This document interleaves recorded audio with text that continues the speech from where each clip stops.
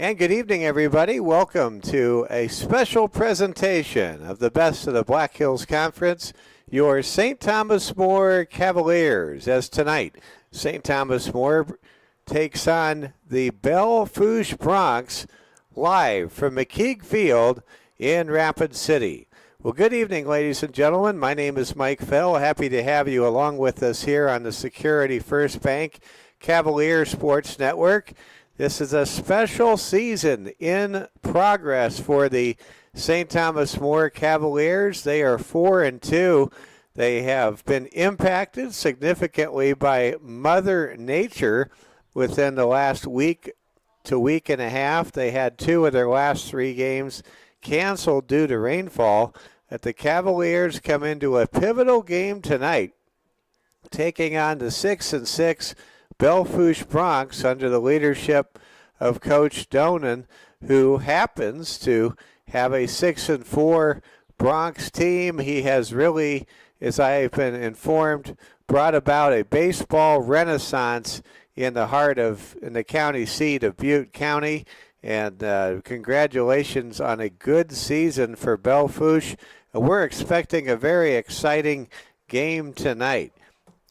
For the Belle Fouche Bronx, they'll have Kane Howard on the mound. For St. Thomas More, Brian Bowers will take the hill, and this should be an entertaining game. Could very well be high scoring.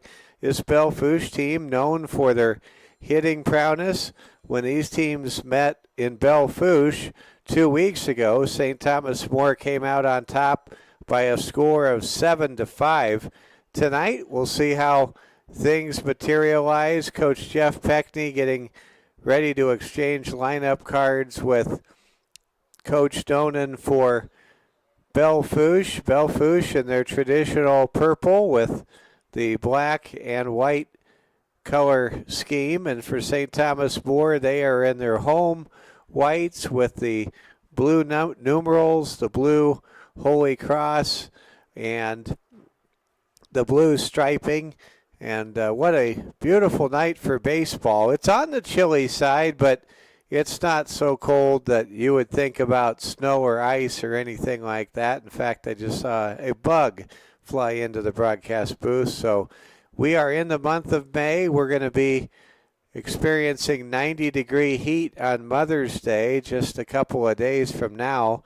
And we're going to have this be, I think, our final cool day, maybe the final cool day of the year, where the temperature in Rapid City, or for this part of the year, for this time in Rapid City, to be in the 50s.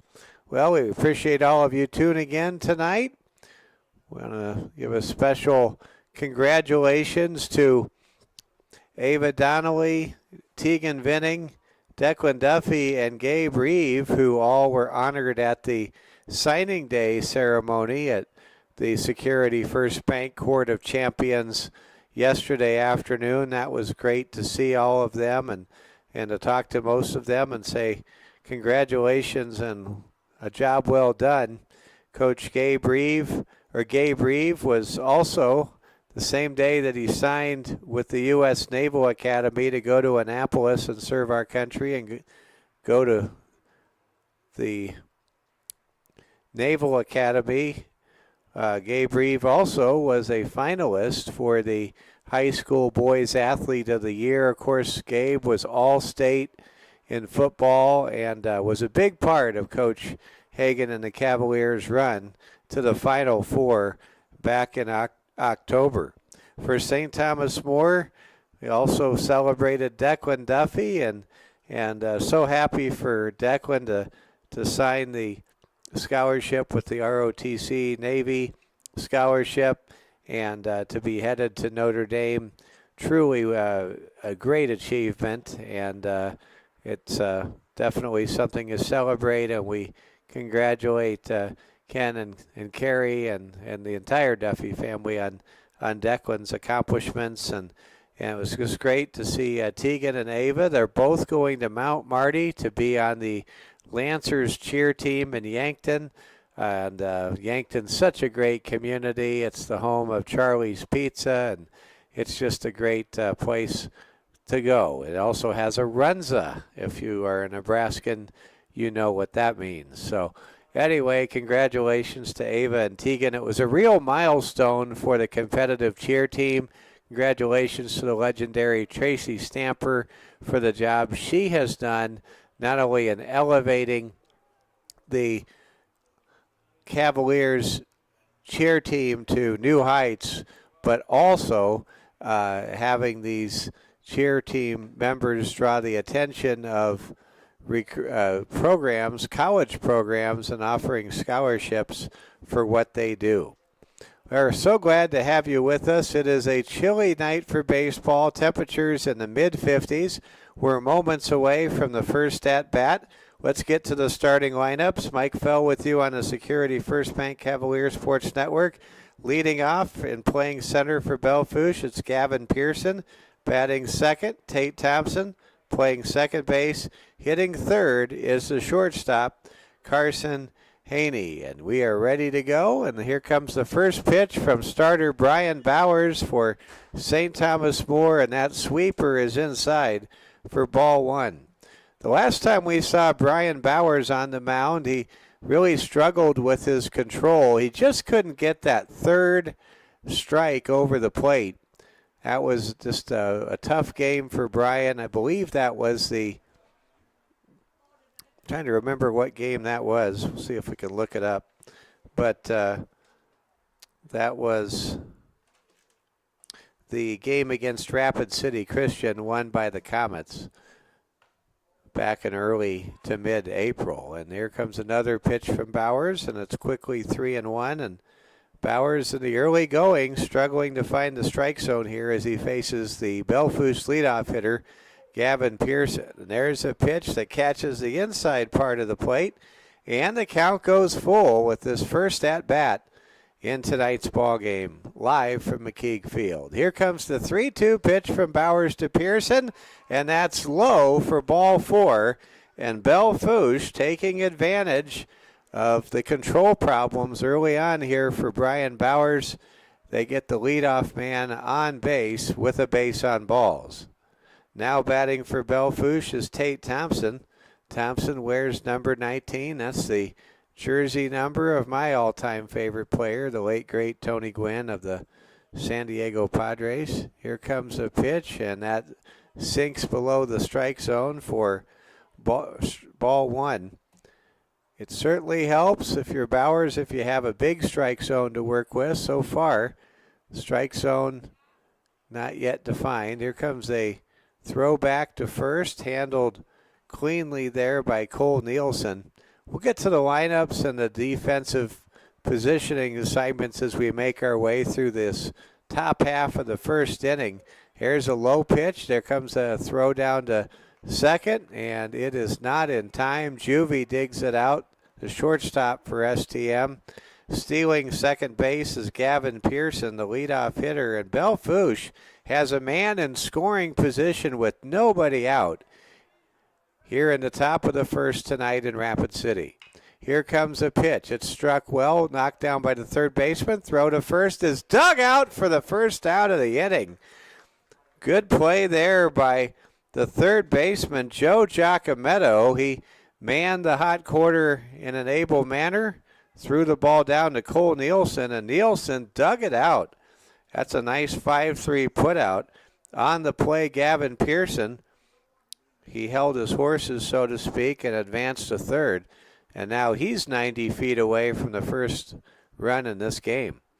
Now batting is the number 3 hitter, Carson Haney. Haney, the shortstop, trying to bring home Gavin Pearson with one out here in the top of the first inning. We're just underway at McKeague Field. No score. Somewhat small crowd on hand in attendance on this chilly evening. Going on across the parking lot is a post 22 versus post 320 game at Pete Lean Field. Count quickly goes to 0-2 on Haney. Let's see if Bowers can pick up his first strikeout. There's a pitch inside out, hit to right field. That'll drop in for a hit, and a run will score. Good piece of hitting by Carson Haney. He makes it 1-0 as Pearson, who reached base on a 3-2 base on balls able to come around and score. And now Coach Dornan and the Bronx have the early advantage, 1-0, here in the top of the first, with a runner at first base and just one out. Now batting is the cleanup hitter, catcher Harvey Walding. Walding, who had a fine career in both football and in basketball, swings his bat around, waits for the pitch. Here comes the pitch from Bowers. That ball hit strong and deep into the Bronx bullpen down the left field line. Count now goes to no balls and one strike to Harvey.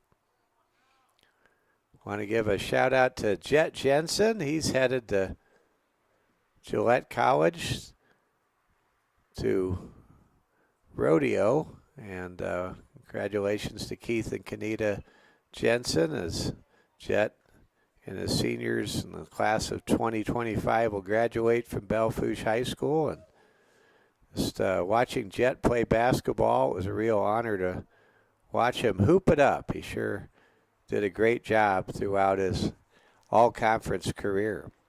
Count is 0-2 now to Walding. Walding with his back against the, pardon the pun, wall. And here comes the pitch on the 0-2 count from Bowers, with Haney leading off and quickly diving back to first base. The Bronx trying to earn a split in their season series with St. Thomas More tonight. There's a pitch low. Count goes to 1-2. St. Thomas More trying to sweep the Bronx, trying to win their third game in a row.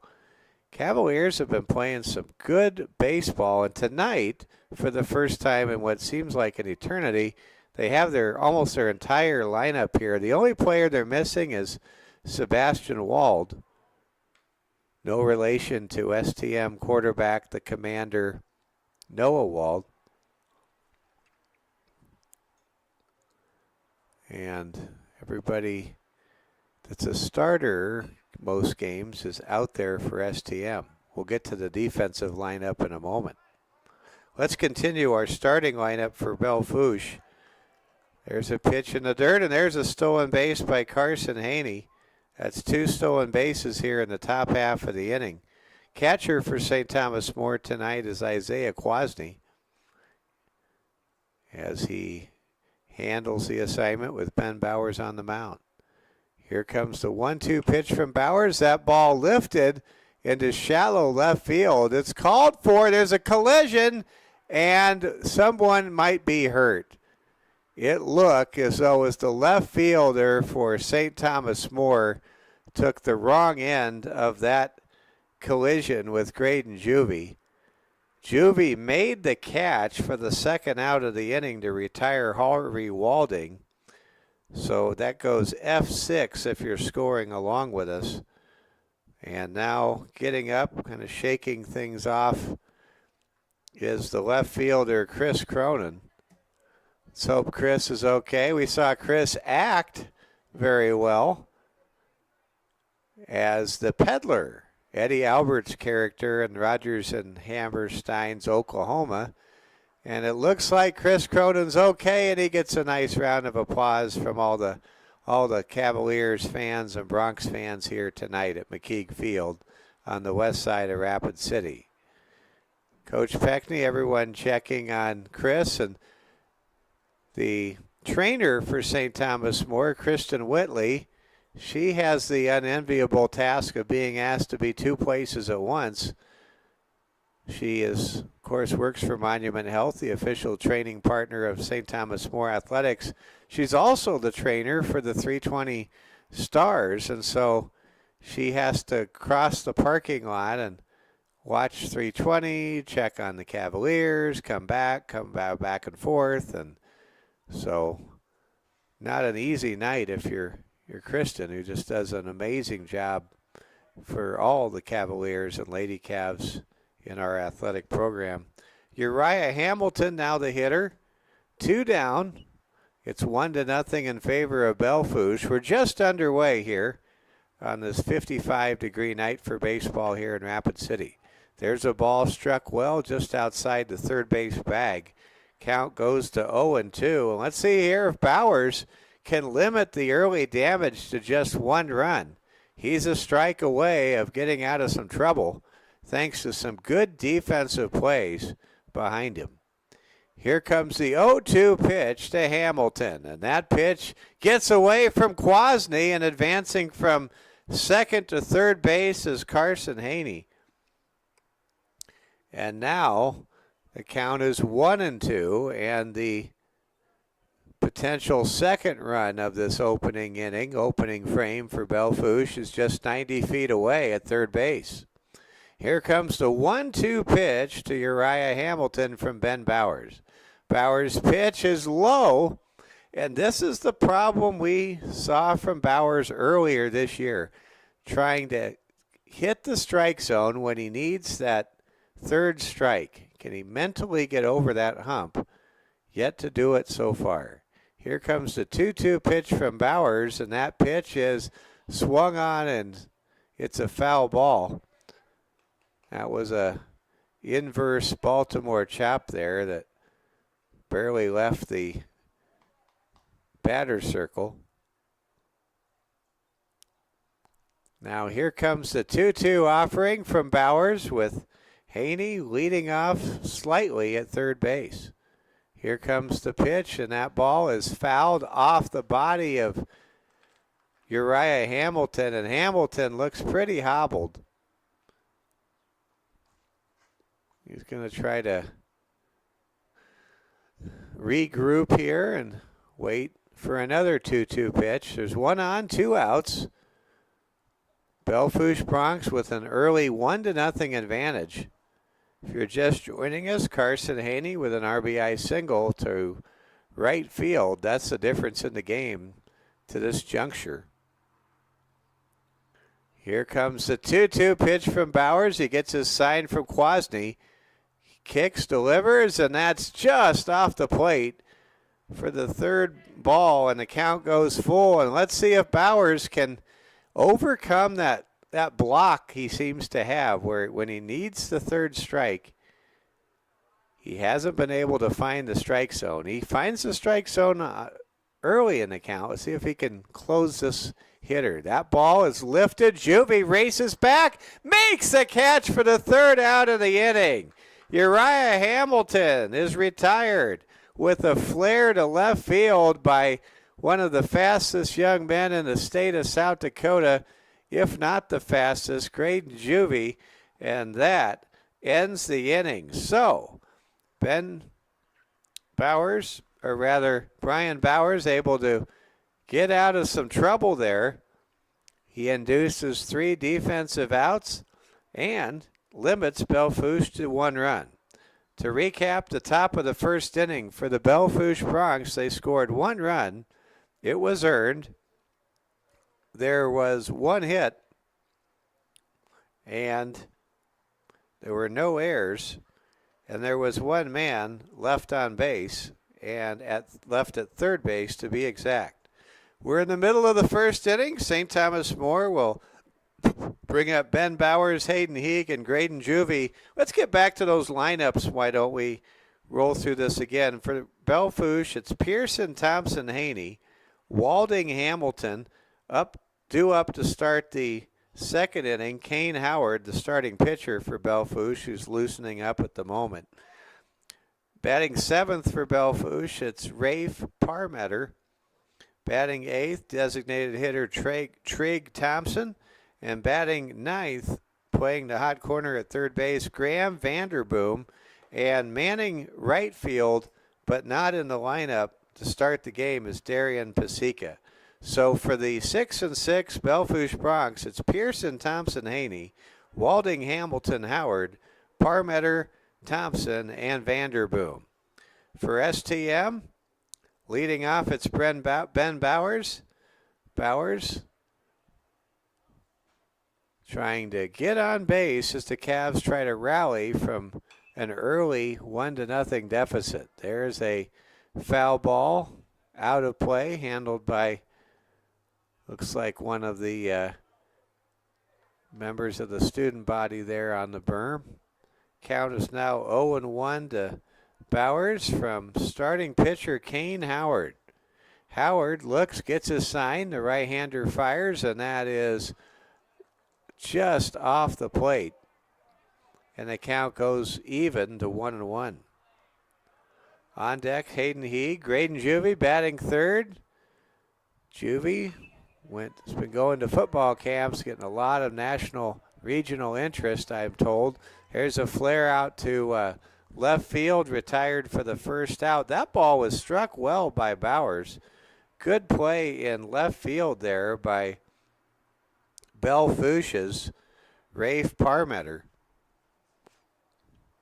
And now it's Hayden Heeg, the number 2 hitter in Coach Peckney's Cavalier lineup, ready to go.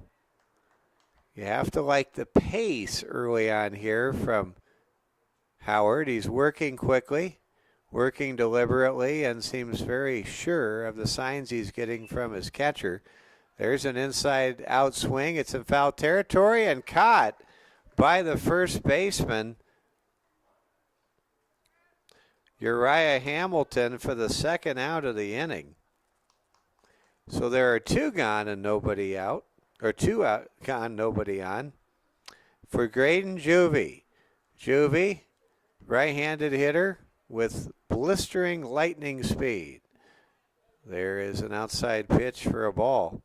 The things that head coach Austin Hagen can do with Graydon Juvie, really never ending. Possibilities are endless. I know that's many times a advertising cliche, but in the case of Graydon Juvie, it's the God's honest truth. Here comes the 1-1 pitch to Juvie, and that pitch is over for strike 2. Here comes the 1-2 pitch from Kane Howard to Graydon Juvie. Juvie down in the count, down to his last strike. Chops the ball to Hamilton. He has it at first. Gets to the bag in time to retire the side. And that's a 1-2-3 inning. Kane Howard pitching to contact, able to limit St. Thomas More to no hits, no runs, no errors, no men left on base. We go to the second inning. Belle Fouche leading 1-0. You're watching Security First Bank coverage of the Cavalier Sports Network.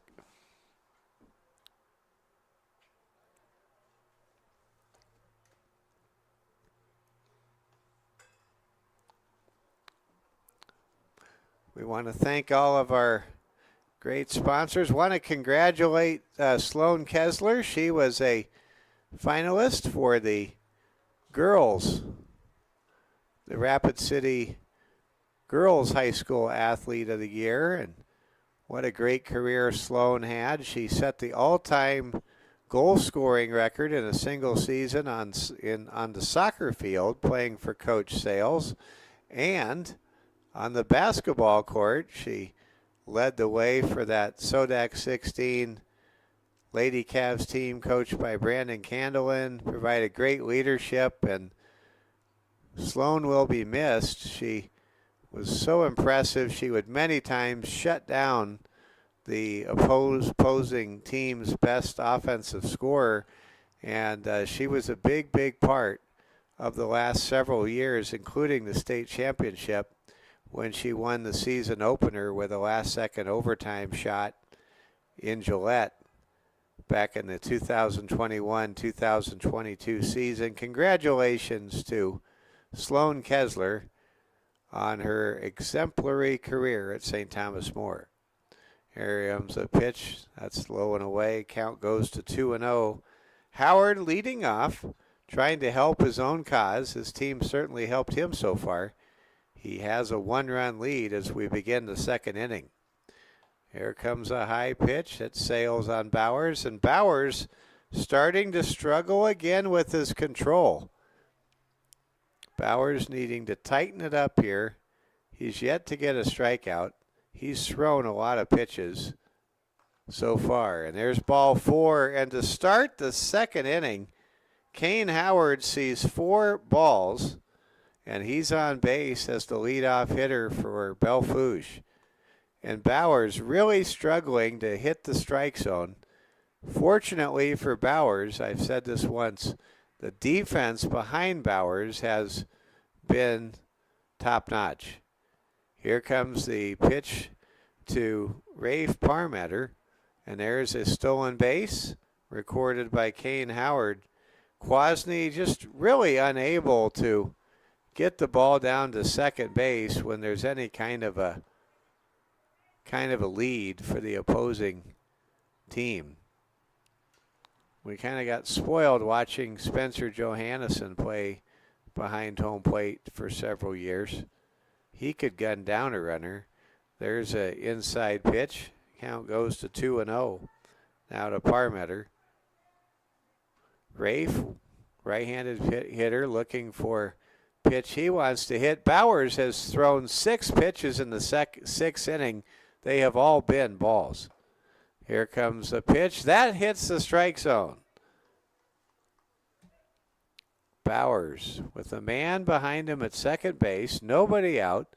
1-0 ball game in favor of Belle Fouche at the moment. Here comes the pitch from Bowers to Parmeter, and that is a foul back to the screen. So glad you're with us tonight. We thank Security First Bank not only for their coverage tonight, but for their outstanding support of our broadcast all year long. Here comes a pitch inside. We have brought you football, volleyball, girls and boys basketball, and now baseball. A 5-sport season. Wouldn't want it any other way, and it's all possible thanks to our good friends at Security First Bank, member FDIC. Here comes the 3-2 count to Rafe Parmeter. It's lifted. Hayden Heeg calls for it, makes the grab in center for the first out of the inning. St. Thomas More's defense right now has not shown a lot of blemishes. They have really been solid, and it makes a difference when everyone's there. Lining up defensively around the horn, it's Kwasny behind the plate, Giacometto at third, Juvie at short, Ben Bowers at second, Nielsen at first. It's a very good defensive infield for Coach Peckney and the Cavaliers. There's an outside pitch, and it gets away from Kwasny, and taking an extra bag on that wild pitch is Kane Howard, and now he is 90 feet away with just one out from perhaps giving an important early insurance tally for the Belle Fouche Bronx. Here comes the 1-0 pitch now to Trig Thompson, the hitter. Thompson going to put down a bunt, and it's a dandy. Struggled with by Bowers. He throws to first. Did he get him? He did. Great defensive play by Brian Bowers. Wow, that was impressive. Bowers got to that ball probably a little later than he wanted to, as he now ties his shoe. But once he got there, he threw a strike over to Cole Nielsen at first to get the second out. And most importantly, the runner stranded at third with 2 outs now. Kane Howard is at third base, and here comes Graham Vanderboom. There's a high pitch inside. With a name like Vanderboom, you'd think he would be batting cleanup. Anyone with a boom in the name, you'd think would bat third or fourth, but he's batting ninth. And he's up in a key spot here, trying to make it a 2-0 lead for Belle Fouche. There's a chopper foul off Kwasny's shin pads. Count now goes to 1-1. Brian Bowers 1 out away from keeping this a 1-0 game. St. Thomas More and Belle Fouche, they have been very solid defensively, playing the kind of winning baseball you want to play in a month of May. There's a pop-up called for by the second baseman, Bowers, who makes the catch. Vanderboom is retired. That's an F4 if you're scoring with us. And the Cavaliers able to blank Belle Fouche in the top half of the second inning. In the top of the second, there were no runs. There were no hits. There were no errors, and there was one man left on base. And for the second inning in a row, the Bronx strand a base runner at third base in this 1-0 game. We've played an inning and a half here at McKeague Field in Rapid City. Our score, Belle Fouche 1, St. Thomas More 0. You're watching Security First Bank coverage of the Cavalier Sports Network.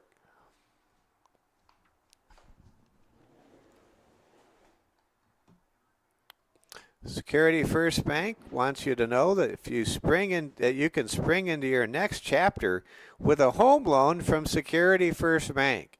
Whether you're buying, building, or refinancing, they're here to help you make it happen. Security First Bank, Equal Housing Lender, NMLS number 505011. A strong team needs a solid defense. Boy, do the Cavs have that on the baseball field this year. On the field and in life, Security First Insurance offers health and life coverage to protect what matters most. Security First Bank. Coverage for the win.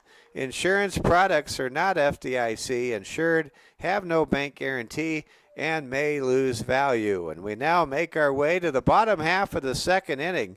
Due up for Coach Peckney's Cavaliers, it's Chris Cronin, Rush Turner, and Joe Giacometto. If anybody gets on, Cole Nielsen. Cavs trailing 1-0, trying to win their third game in a row. Trying to move to 5-2 here in early May. There's a smash to second. Handled cleanly. Throw to first is in time. That's a 4-3 putout as Chris Cronin is retired to lead off the second inning. Good play there by Tate Thompson, throwing a short distance to Uriah Hamilton at first base. Now batting for St. Thomas More, it's Rush Turner. Boy, have we seen Turner just do a masterful job of pitching this year for Coach Peckney and the Cavs. He's really an ace out there. Here comes a pitch from Howard. It's outside, and Turner finds himself ahead in the count. Turner, hitting right-handed, possesses good power, waits for the pitch, and fouls it back to the screen, and count goes to 2-1. We have seen some dominant performances, including a double-digit strikeout performance by Rush Turner already this season. Here comes the pitch to Turner. There's a chopper back to the mound. Running with it is Howard. Underhand shovel pass to Howard at first, or Hamilton at first, is in time. And that's the second out of the inning. Now Joe Giacometto comes up to bat. 2 outs, nobody on. 5 up, 5 down for Kane Howard, the starter for Belle Fouche so far tonight.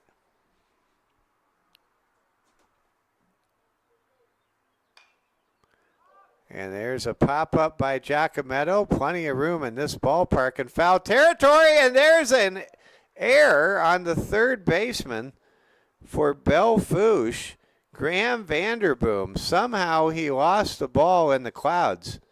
And that ball lands to his left, and that extends the at-bat for Joe Giacometto.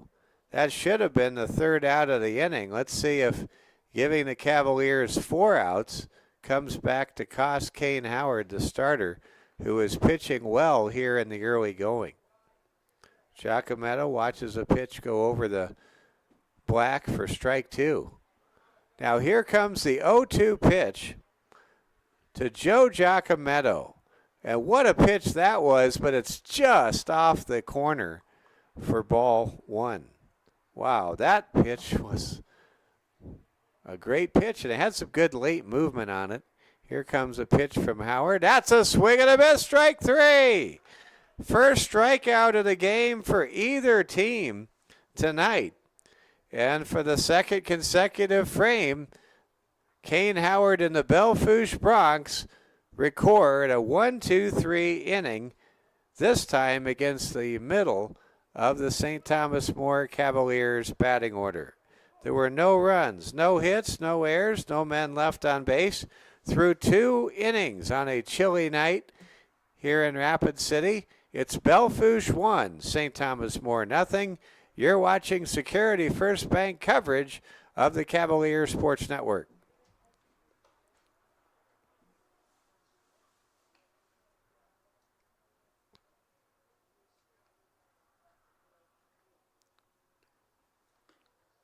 Checking scores around the big leagues.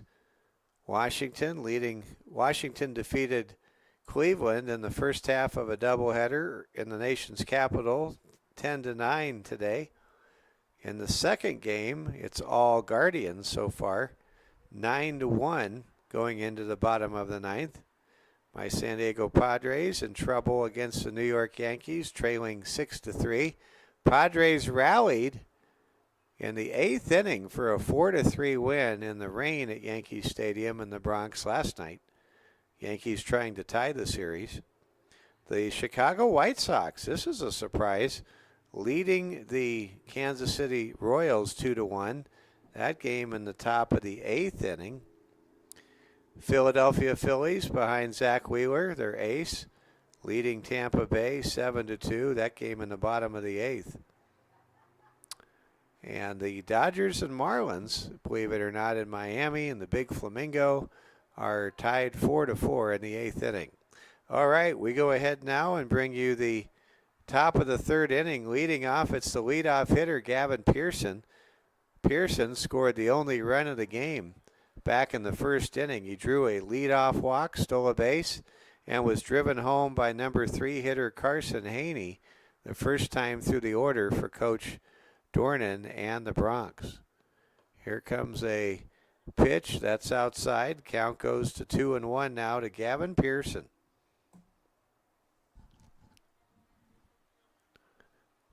You have to love baseball. What a sport it is. There's nothing like it. There's a ball struck to Juvie. Throw to first is in time for out number 1. Graydon Juvie gets to that grounder and makes a great play. Nielsen handles the throw well, and that's 1 up, 1 down for the first time tonight for Brian Bowers and the St. Thomas More Cavaliers. Now batting is the number 2 hitter, Tate Thompson. Thompson grounded out to 3rd, his first time up tonight. Here comes the pitch from Bowers to Kwasny behind home plate. That ball hit right back at Giacometto, who commits the first error of the night. Giacometto got to that ball, but it did not go into his glove. Instead, it rattled off one of the wickets, his left leg, and reaching first base on an error is Tate Thompson with 1 down. That's an E5 if you're scoring at home, and we know you might be. Carson Haney now the hitter. Throw back to first. Keeps Thompson honest. He slides, picks up some dirt. He'll need some tide when the night's over. Carson Haney, the batter. He came through in the clutch with an RBI single back in the 1st inning. That's the only run in this tight, low-scoring game. We're in the top of the 3rd with Belle Fouche on top of St. Thomas More, 1-0. Here comes a pitch from Bowers to Haney. That ball is lifted off the top 3rd of the imposing screen that easily protects all fans and this broadcaster. Count is now 1-1 to Haney. Walding on deck. He's in the on-deck circle. This is a heavy right-handed hitting lineup for Belle Fouche. To my recollection, they haven't had a single left-handed hitter come up to bat yet against Bowers. Here comes a 2-1 pitch from Bowers, aimed over the plate, popped up. Kwasny looks for it and makes the catch at the last possible moment. What a great catch by Isaiah Kwasny for the 2nd out of the inning. Man alive, I wasn't so sure how that was going to go, but Kwasny, He snatched that ball like Mr. Miyagi snatched that fly in Karate Kid. That was really impressive. 2 down and 1 man on here in the top of the 3rd inning. Now batting, it's Harvey Walding, who popped up to the shortstop, his first at bat tonight.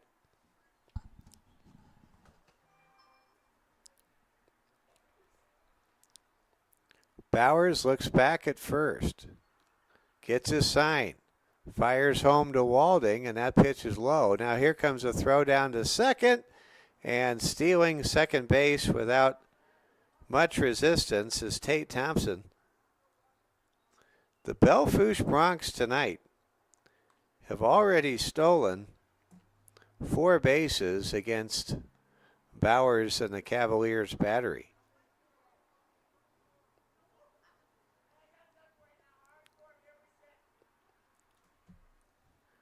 Here comes the pitch now to Walding.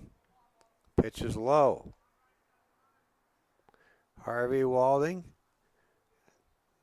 a fine basketball player. Did a great job playing with Jet Jensen. How about when Belle Fouche in basketball this year beat that 19-1 Lemon team late in the year? That was Jet Jensen's final home game. Just a great moment there in Belle Fouche basketball history. The Lemon Broncs went down hard by 7 points. Only their second loss of the regular season that night in Belle Fouche. And there's a base on balls, a free pass issued to Walding. Now there are 2 on with 2 outs. Coming up to bat, Uriah Hamilton. Hamilton popped up to Graydon Juvie in the shallow part of left center field earlier, and now we're going to have a conference. Coach Jeff Peckney coming out to talk with his starter Brian Bowers, and Bowers, son of a fine baseball coach, great baseball dad, getting some words of encouragement. And I think this is one of those kick the tires mound visits where you just kind of want to make sure everybody's sharp, everybody buckles down. And for St. Thomas More, who is yet to reach base in this game, you can't be too careful about keeping this game tight.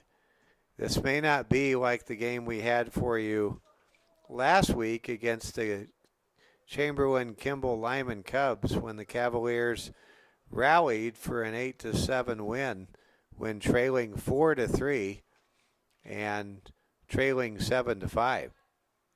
This is one of those games where one gets the sense that runs will be at a premium throughout these 7 innings.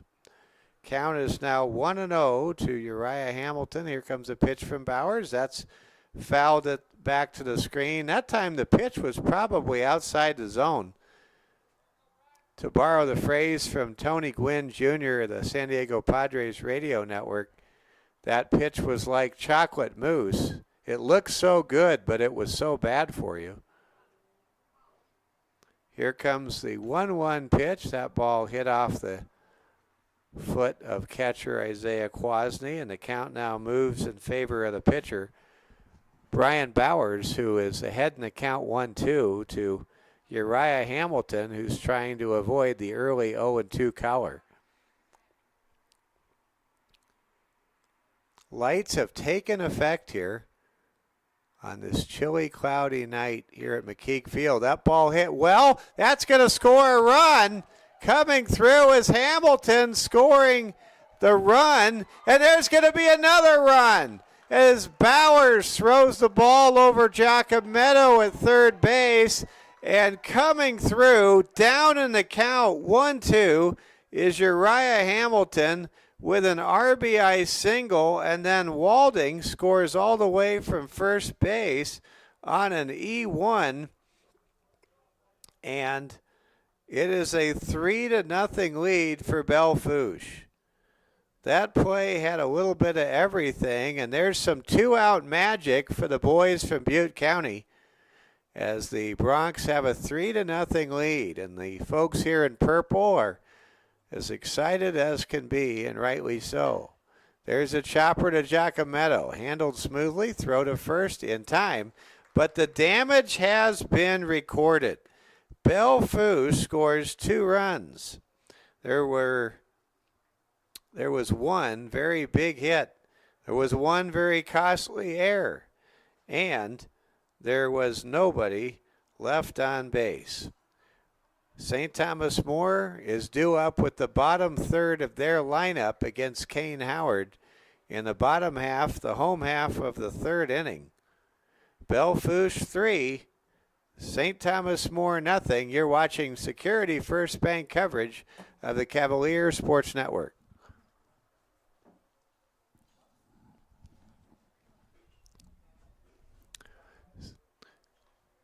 Security First Bank reminds you to swing for the fences when it comes to school spirit.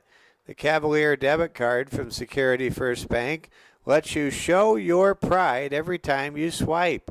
Step up to the plate and get yours today. Security First Bank, member FDIC. Let's recognize some of our great sponsors. Monument Health, they are the official sports athletic training partner of St. Thomas More Athletics. Culver's Restaurant, sounds like a good idea, especially on the west side of town. Quinn Construction, Rapid City Shields, Wautiki Water Park, Ruby Tuesdays, that's where the Cavaliers eat. Rosenbaum Signs, South Dakota National Guard, Stacy Nelson, your Remax Realtor, Wrangell Construction, The Market in Tuscany Square, Dave Remmel, State Farm Insurance, like a good neighbor, Dave is there. Courtesy Subaru and Doctors Tucker, Kudrna, Howick, and Young with the Rapid City Eye Care Center.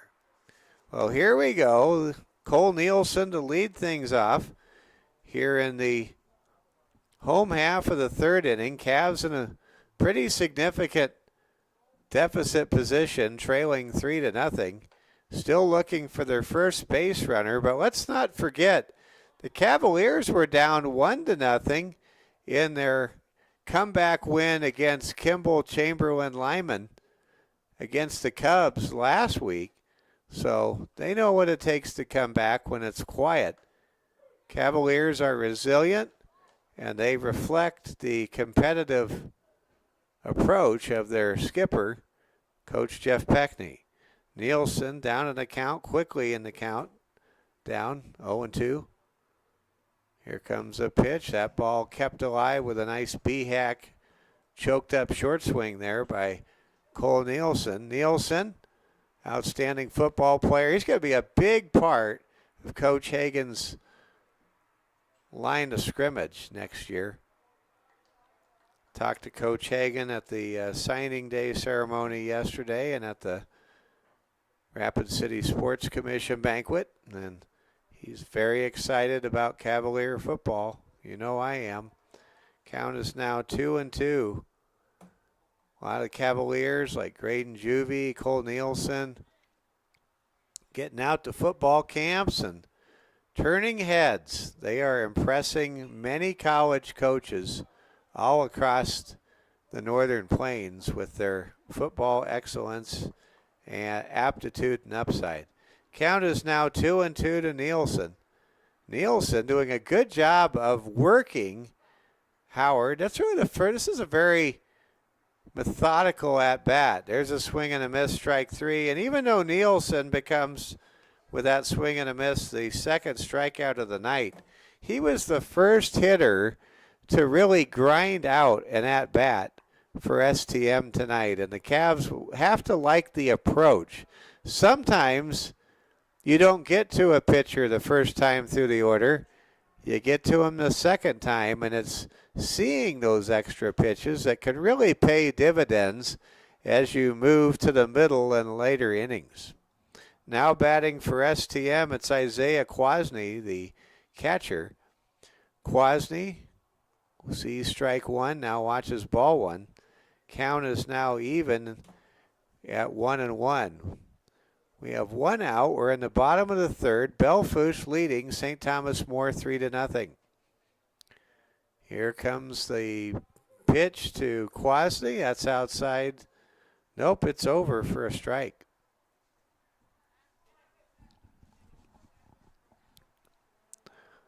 Howard nods his approval, gets his sign from his catcher, fires home, and there's a foul. That almost hit one of the lights above the St. Thomas More home dugout.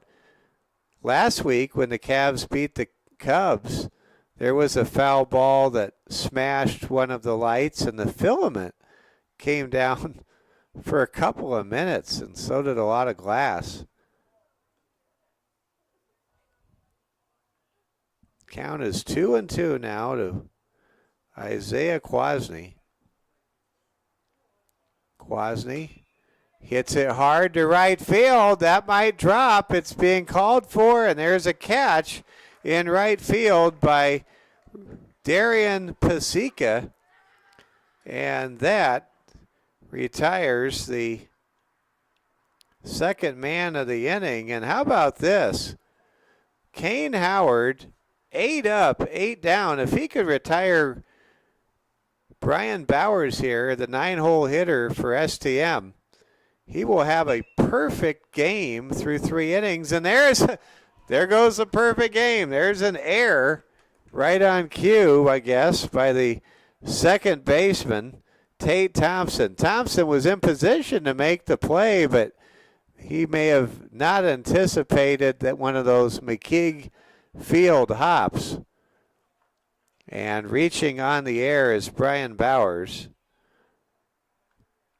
That'll be an E4 if you're scoring with us. And now the Cavs will turn over their lineup for the first time tonight. Ben Bowers following his brother Brian, now the hitter. Ben flew out to left field his first time at bat, back in the first. We're in the bottom of the third inning. Mike Fell with you here from McKeague Field in Rapid City, South Dakota. It's 3-0 in favor of Belle Fouche. There's a swing and a miss, strike one. Those 2 runs that scored with 2 outs and the Cavaliers ahead in the count, man, those are the kind of runs you just can't give up in a low-scoring game and expect to not have to navigate through some real consequences. Count is now 1-1 to Bowers. Here comes the pitch, and that gets away from the catcher. Back to the screen it goes, advancing. On the wild pitch is Brian Bowers, and for the first time tonight, St. Thomas More with a man in scoring position with 2 outs. Brian Bowers hoping his brother Ben can bring him home. They share a home. Here's a chance for one brother to bring the other home. Bowers pops it up into a high sky, and it's caught by the second baseman for the final out in the inning. Well, 3 innings have been recorded in the books, and Kane Howard, the starting pitcher for Belle Fouche, has a no-hitter going. Wow. Through 3 innings of play here in Rapid City. For St. Thomas More in the bottom of the third, there were no runs. There was 1 error. There were no hits, and there was 1 man left on base. That would be Brian Bowers, left at second base. Kane Howard with a no-hitter going through 3. If you're watching back in Belle Fouche, maybe text your friends, family members, folks that are big Bronx fans. Make sure they know that through 3 innings of the 7-inning contest that Kane Howard is pitching a no-no here in Rapid City tonight. Brian Bowers now comes out for his 4th inning of work. Bowers has thrown 60 pitches this evening. as opposed to Kane Howard only throwing 37. Howard really has a shot at a no-hitter. Last no-hitter we brought to you here on the Security First Bank Cavalier Sports Network was from No Jake Mathis. Jake Mathis was dynamite on a 45-degree wet and misty night against Hot Springs or Custer. I can't remember which team. And we had it for you about 3 years ago. Big shout out to Loy Mathis if you're watching, Loy. Great Husker fan, great man. Here we go. Rafe Parmeter sees the first pitch, swings at it. Giacometto has it, throw to first, and he's got him. What an absolute strike by Joe Giacometto at the hot corner. Wow. Parmeter goes down. Giacometto is carrying a howitzer with him. Wow, how did he get his man? That was impressive. Joe Giacometto with the propulsion of a hot dog gun at third base. Now here comes Trig Thompson, the batter. Thompson grounded out to the pitcher his first time up. No balls, one strike to Thompson. Here comes the pitch to Thompson from Bowers, and that pitch is outside. Count is now 0-2.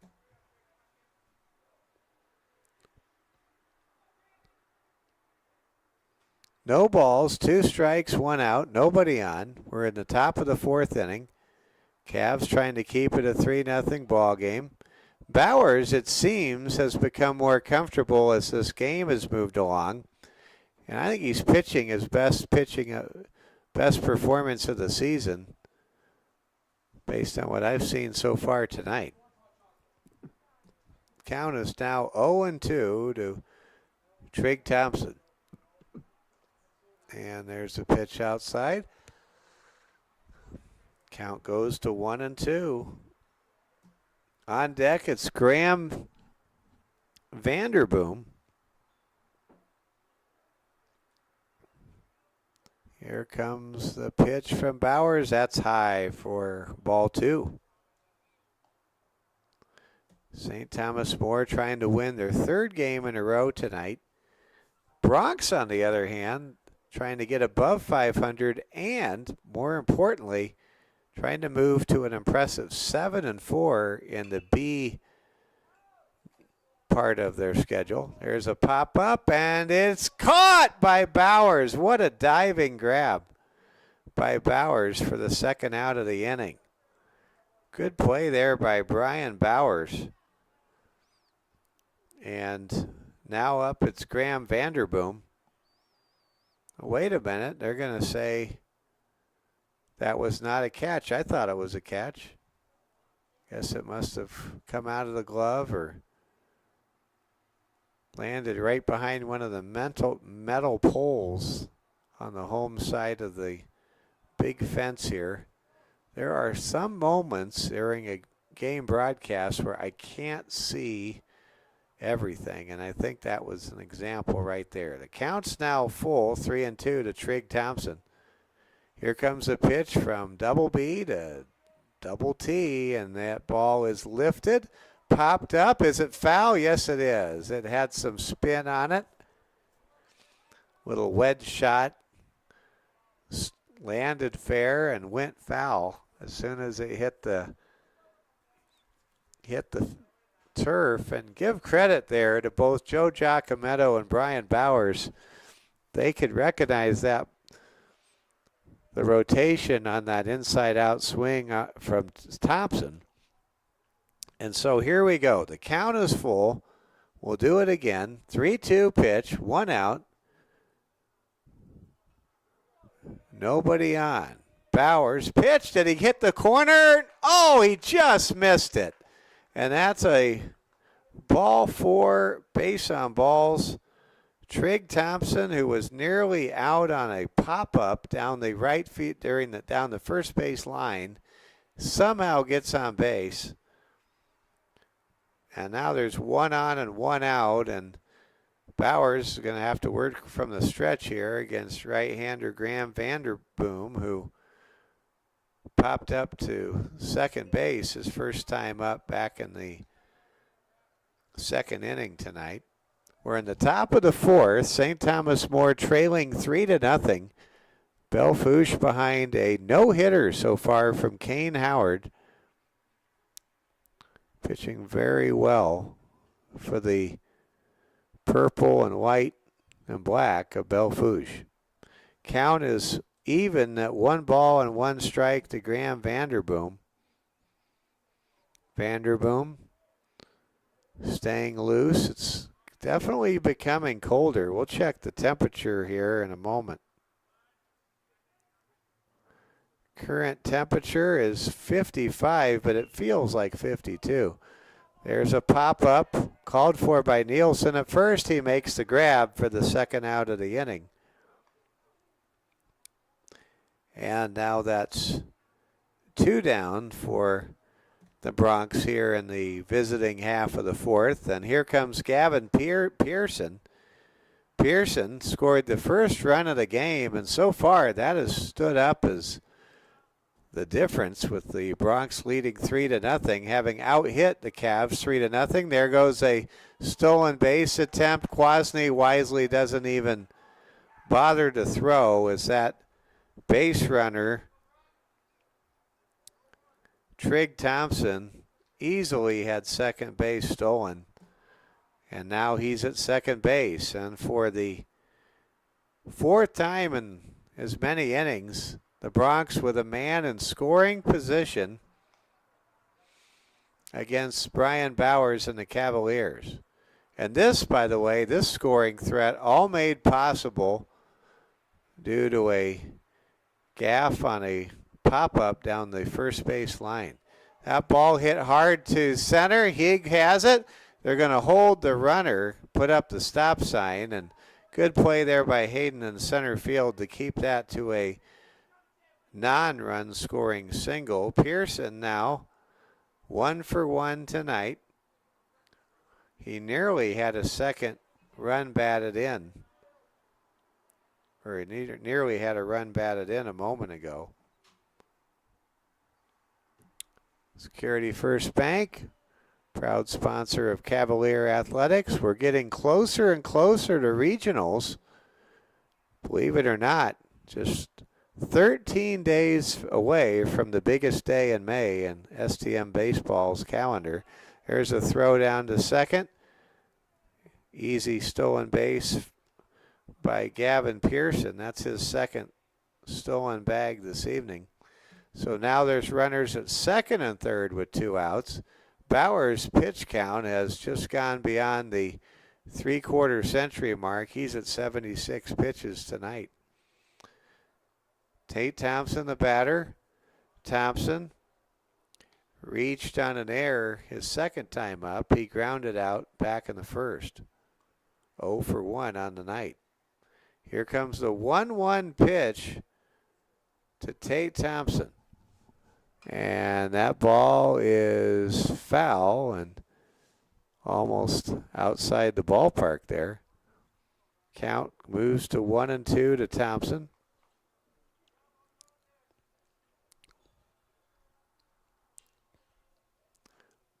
Here comes the pitch to home plate, and that's behind the hitter. Did it hit him?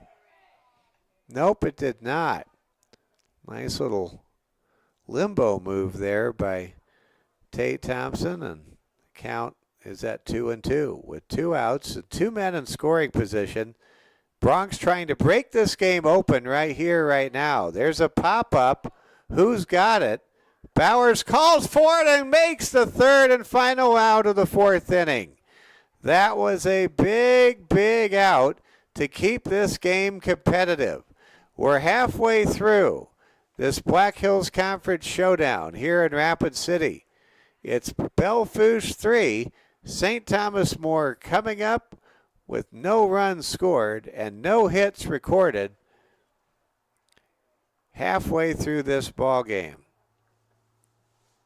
Recapping the Scoreless fourth inning for Belle Fouche. There were no runs. There was one hit. There were no errors.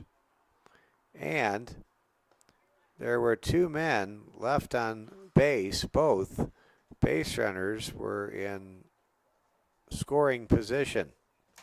Well, Coach Jeff Peckney walks out to the third base box. Let's see if the Cavaliers can do some damage this second time through the Belle Fouche through the order. Kane Howard has only thrown 37 pitches, but man alive, has he been efficient. Kane Howard is pitching a no-hitter for Belle Fouche. And again, if you're watching and you're a baseball fan, it's always a treat when a pitcher is going for a no-hitter. And if you're a Belle Fouche fan, make sure if you love your fellow Bronx fans, make sure you let them know we've got a no-hitter in progress here in Rapid City as we start the home half of the fourth. Kane Howard, the only base runner he gave up was when his second baseman committed a fielding error last inning. There's a pitch inside. The count goes to 2-0 to Hayden Heeg. Heeg waits for his pitch. That pitch dips below the knees for a ball. Count is 2-1. Cavs need base runners, trailing 3-0.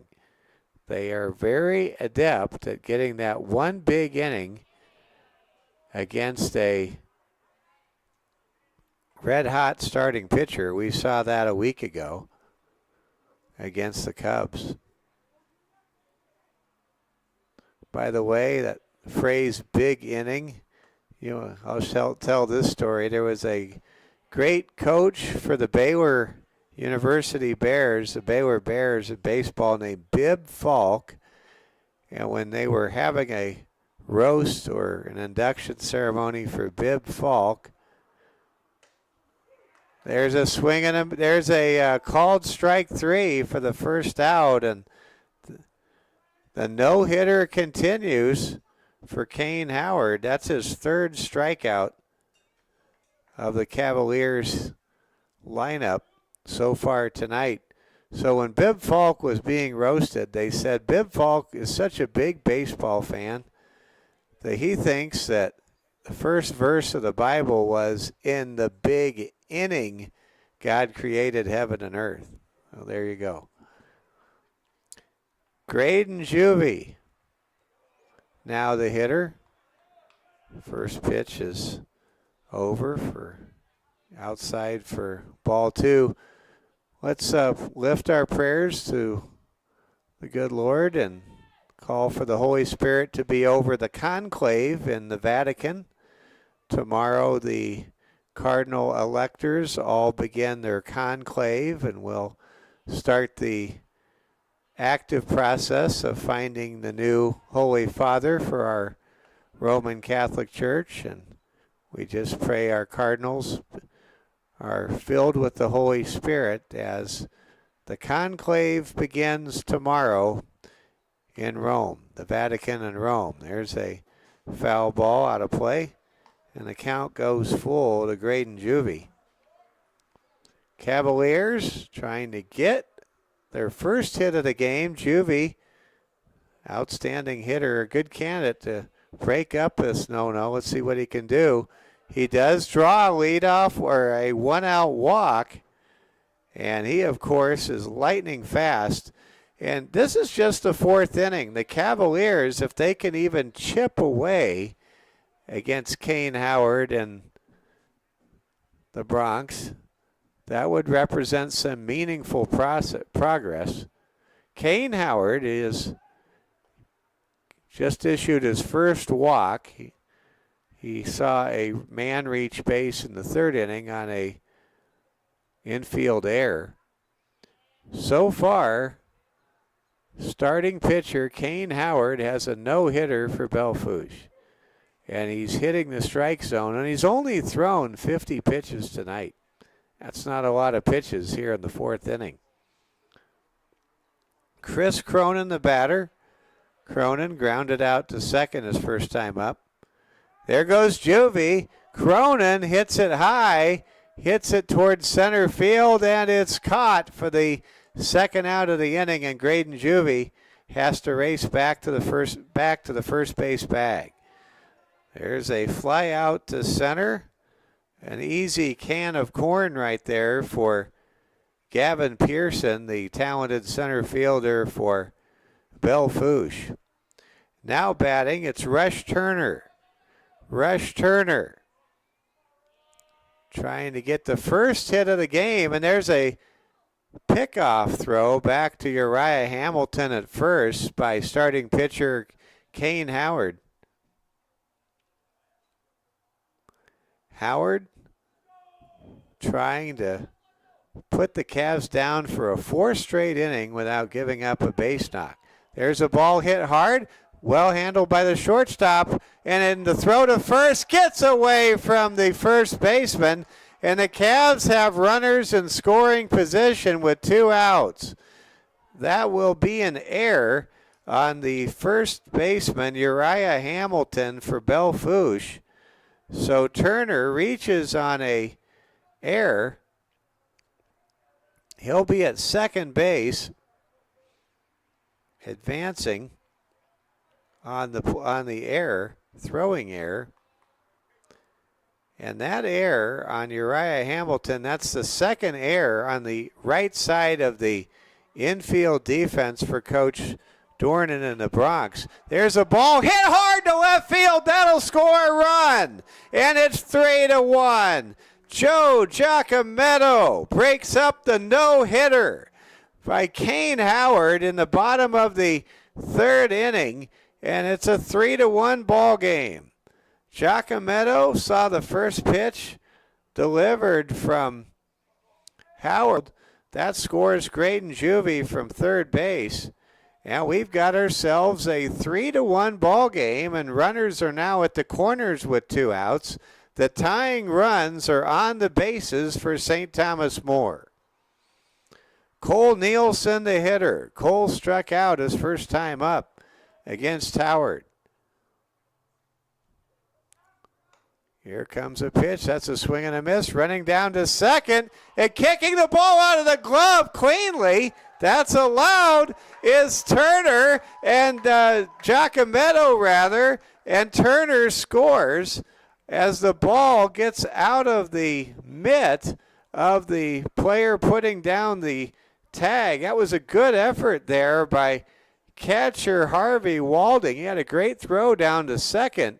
As the tag was being applied, the slide from Giacometto dislodged the ball from the middle infielder for Belle Fouche, and that allowed Turner to score from third base, and now it's 3-2. Turner hits it hard off the roof of the shed down the right field line here at McKeague Field. Well, just like that, the Cavaliers have struck for 2 runs. A moment ago, we were thinking Kane Howard was going to have 4 no-hit innings. Now he's fighting for a lead. There's a ball hit back to Howard, handled purely. Underhand throw to Hamilton at first, and that'll do it. The Bronx still have the lead through 4 innings, but the Cavaliers have made this game close. We're through 4 innings of play here at McKeague Field. It's Belle Fouche 3, St. Thomas More 2. Adding up the tallies from the 4th inning, the Cavaliers scored 2 runs on a total of 1 hit.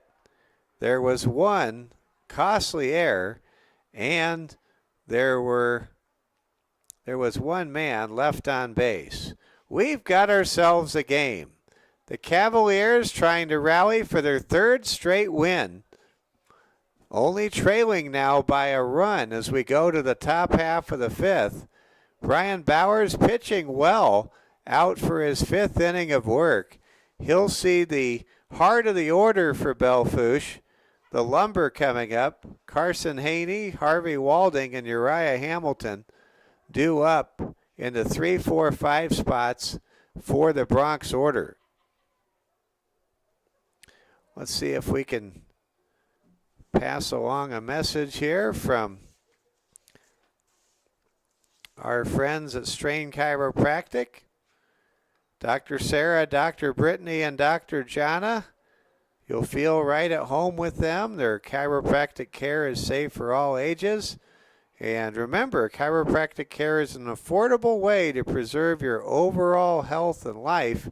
Call Strain Chiropractic today to set up your appointment at 605-718-5720. Here come the Bronx to lead things off in the fifth. Giacometto takes the chopper, throws to Nielsen at first, and that's out number 1. Giacometto has really played well tonight. You can hang a star on 2 or 3 of the plays that Giacometto has made at the hot corner this evening. And those plays have been a big factor of why this game is only 3-2 at the moment. Harvey Walding, 1 for 2 tonight, now the man of the moment. Right-handed hitter checks in. Watches the first pitch sail inside for a ball. Here comes the 1-0 pitch to Walding, and that pitch is high and inside. And the count, they're going to say it hit him. So there's a 1-out hit by pitch, the first hit by pitch issued by either starter, whether it's Bowers, who just hit the Bronx batter, or Kane Howard, who was yet to hit a St. Thomas More man at the plate. Now Uriah Hamilton comes up to bat. And there's a throw back to first, and diving back is Walding. Bronx would love to build on their 1-run lead. It's Belle Fouche 3, St. Thomas More 2. Errors have opened the gate for a pair of 2-run innings for both teams. There's a ball hit well to right. That's going to drop in there. And Uriah Hamilton with a long single advances Walding from first to third. There's runners at the corners and only 1 out.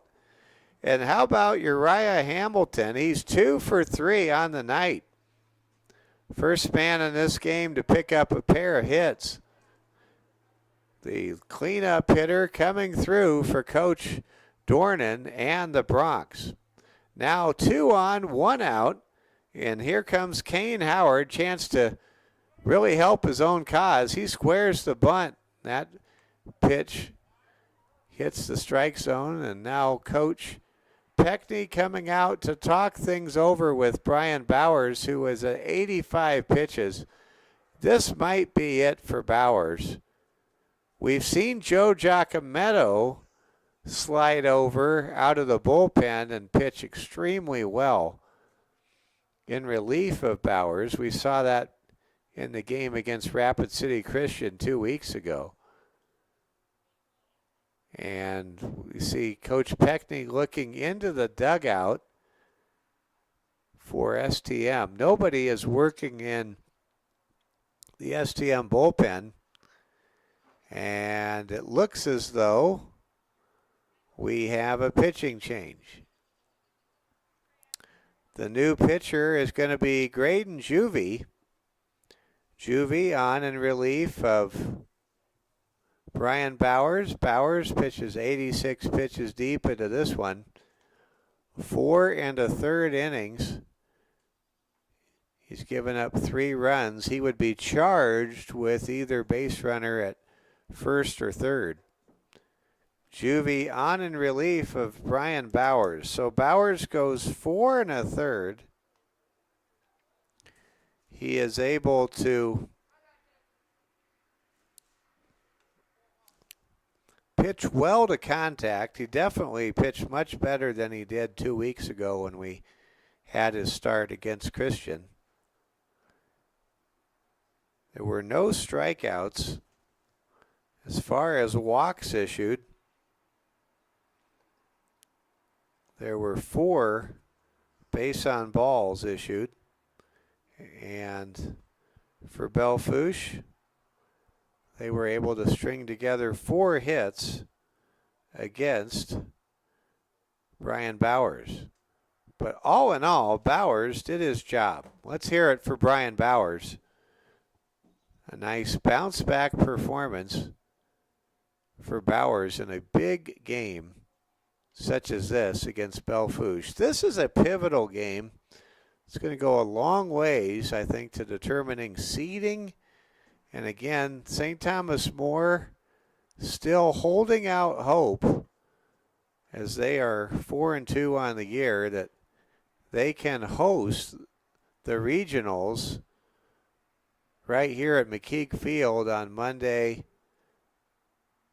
May 19th. Wherever the Cavaliers play, whether it's at home or it's on the road. In the last couple years, the Cavaliers have been on the road in Gregory, Platte, Chamberlain.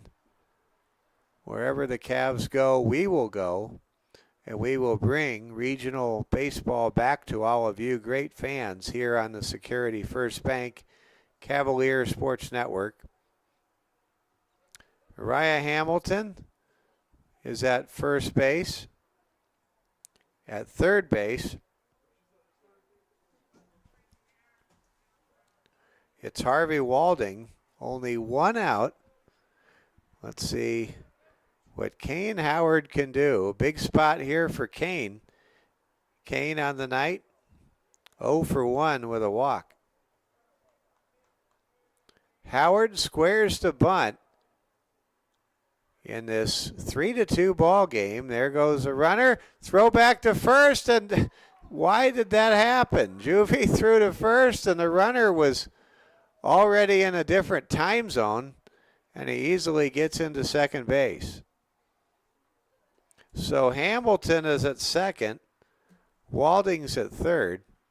2 men on, and we'll see what happens here. Howard is the hitter for Belle Fouche. Dornan comes out to talk to one of the umpires on this 2-man crew. Kane Howard now looking to swing away against Juvie. Runners at second, third, 1 out. No play at the plate. Here comes a throw to first. Is it in time? It is. Good play there by Rush Turner. Turner, who's now manning third base as Giacometto slides over from third to short, as Juvie moved from shortstop to be the relief pitcher, first man out of the bullpen for Coach Peckney. Good play there by Turner, and that's a big out. But a run does score. Walding scores. That's going to be a RBI for Kane Howard. And Walding scores his second run of the night. Bronx have now scored in the first, third, and fifth innings of this ballgame. And Howard is erased 5-3. Going from second to third on the play is Uriah Hamilton, representing a very significant insurance run here in the top of the fifth inning. Now Rafe Parmenter, the hitter. There's a pitch over for a strike, and Juvie is dealing. Graydon Juvie, a man very familiar with pickle juice. Pickle juice helped Graydon Juvie avoid leg cramps in the football season. Yay, pickle juice. I don't want to drink it, but I'm glad Graydon Juvie does. I don't even know if Juvie wants to drink it, but I know he does drink it, and that's been a good thing for St. Thomas More football. Here comes a 2-2 pitch to Rafe. Rafe with a chopper foul. And the count remains at 2 balls and 2 strikes. Well, it's a chilly night for baseball, but it is May now. Cold night in May is so different than a cold night in March or even late April here in Rapid City. And you can count on it every year. You're going to have at least 2 or 3 rainouts here in Rapid City. And then a pitch, Juvie, with a 12 o'clock to 3 o'clock drop right there.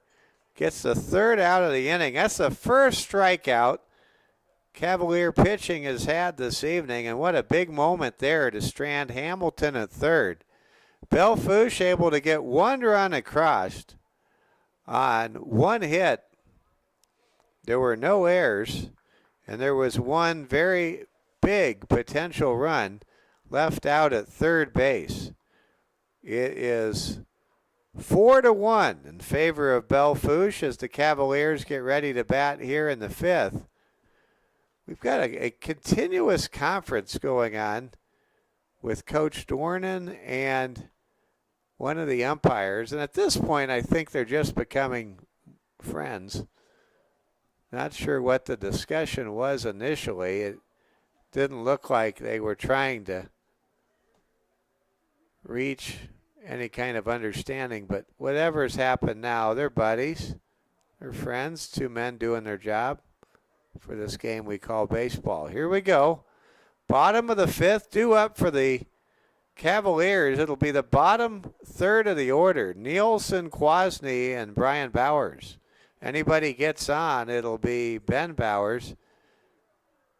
Cavaliers only down 2. It's 4-2. I misspoke a moment ago when I said it was 4-1. It's 4-2. Cavs will continue to face Kane Howard, who is a 1-hit performance. What has really hurt Kane Howard has been the fact that the Belle Fouche Broncs have committed 3 errors, and those errors have directly resulted in St. Thomas More's 2 runs tonight. Cole Nielsen is the hitter coming up next. Here comes the pitch to Cole. Or check that. It's not Cole. It's Isaiah Kwasny, the batter.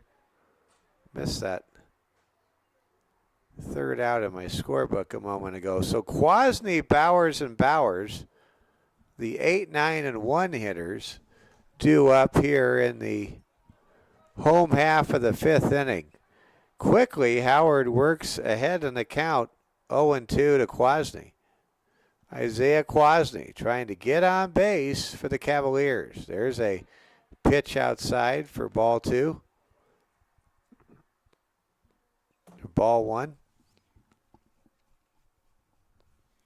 I see our technical director, Braden Strain, here taking pictures for the STM yearbook tonight. There's a swing and a miss, or a caught looking, strike 3. That is the 4th strikeout of the game for Kane Howard, who is pitching a masterpiece tonight on the mound and in front of some shaky defense. Now batting, it's Brian Bowers, and Bowers fouls it over the screen all the way back to the base of our press box here at McKeague Field. So glad you're with us tonight. Here comes the pitch to Bowers, and that's off the mitt for a ball. 1 ball, 1 strike, 1 out. We're in the bottom of the 5th inning. Cavs down by 2 runs. Belle Fouche trying to earn a split of the 2-game season series. There's a pop-up out of play. And that's pretty close to our broadcast position. Lands in the grass. I've never been able to get a ball. That would be pretty exciting if that happened. Always a first time for everything, I suppose. Here comes a 1-2 pitch from Howard, and that's a swing and a miss, strike 3 by Bowers.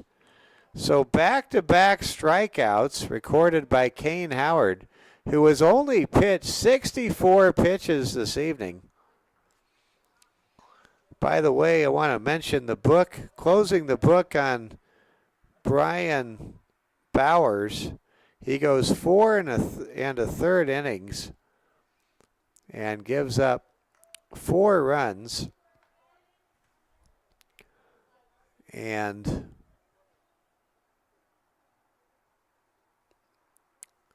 gives up 4 hits in the game. And not all 4 of those runs were earned. Now batting, it's the top of the order. Cavs making their 3rd trip through the order here in the bottom of the 5th, trailing 4-2. It's quickly an 0-2 count to Bowers, and he finds a way to get just a little bit of aluminum on that barrel on the ball to keep this at-bat continuing. Count is 0-2 now to Ben Bowers.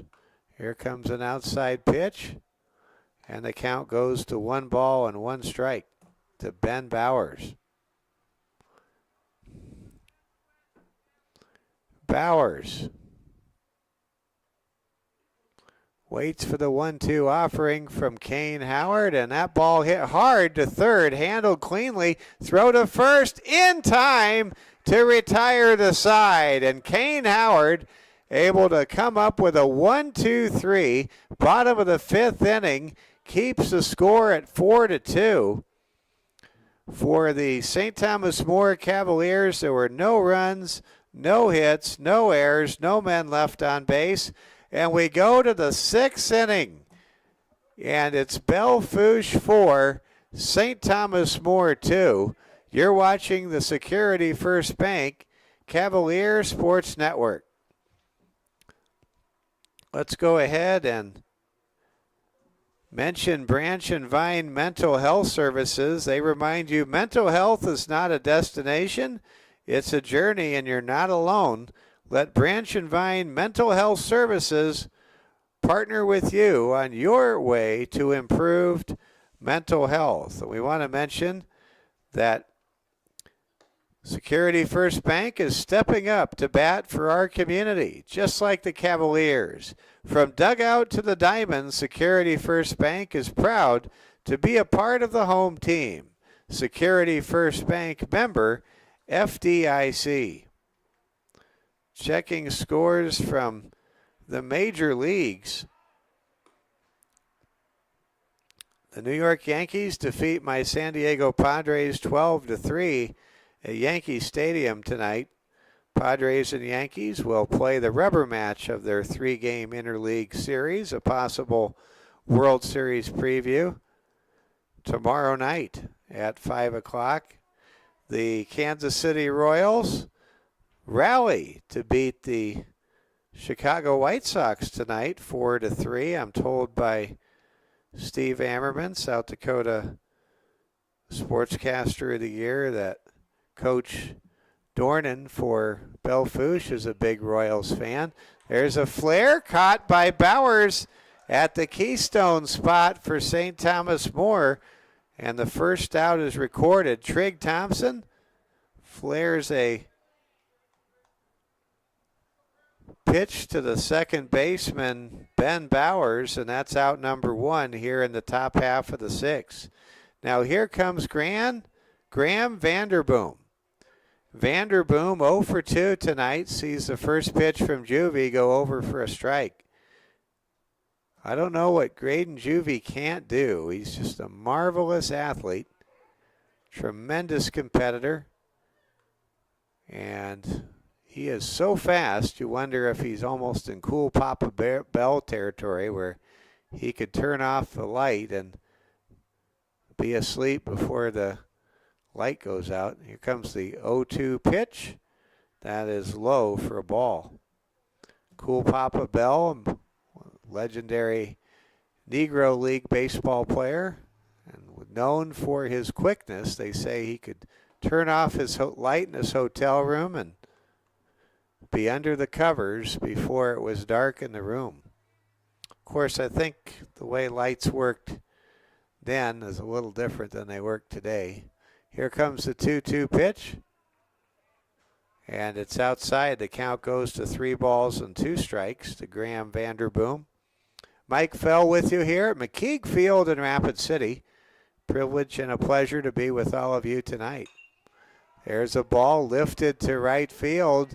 Higgs got it, makes the grab. A can of corn for the second out here in the visiting half of the sixth inning.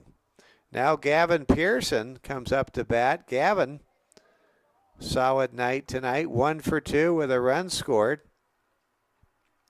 and a pair of stolen bases. Only time he was retired was back in the third inning. Here comes the pitch to Pearson. That's over for a strike. Juvie really attacks the strike zone.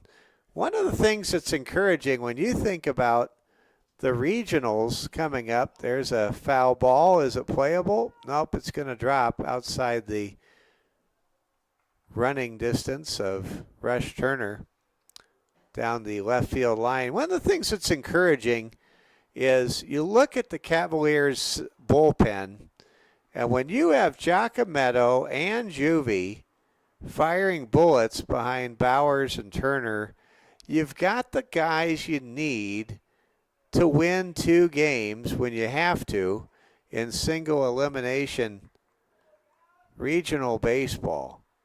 I think the Cavs, to quote Han Solo from Star Wars, I think the Cavaliers bullpen has it where it counts. And we'll have to see what that looks like 13 days from right now. So there's a hit by pitch. And Gavin Pearson able to go to first base with 2 outs here in the top of the sixth inning. Tate Thompson now the hitter. And there's a pickoff and an out at first. Juvie able to pick off Pearson. That's going to be a 1-3 caught stealing if you're scoring at home with us. And through 5.5 innings, it's Belle Fouche 4, St. Thomas More 2. The Cavaliers will send Hayden Heeg, Graydon Juvie, and Chris Cronin to the plate in the home half of the sixth inning.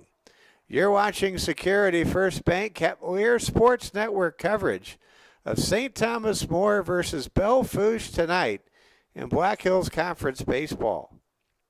In the top of the sixth inning, there were no runs scored, there were no hits, there were no errors, and there were no men left on base.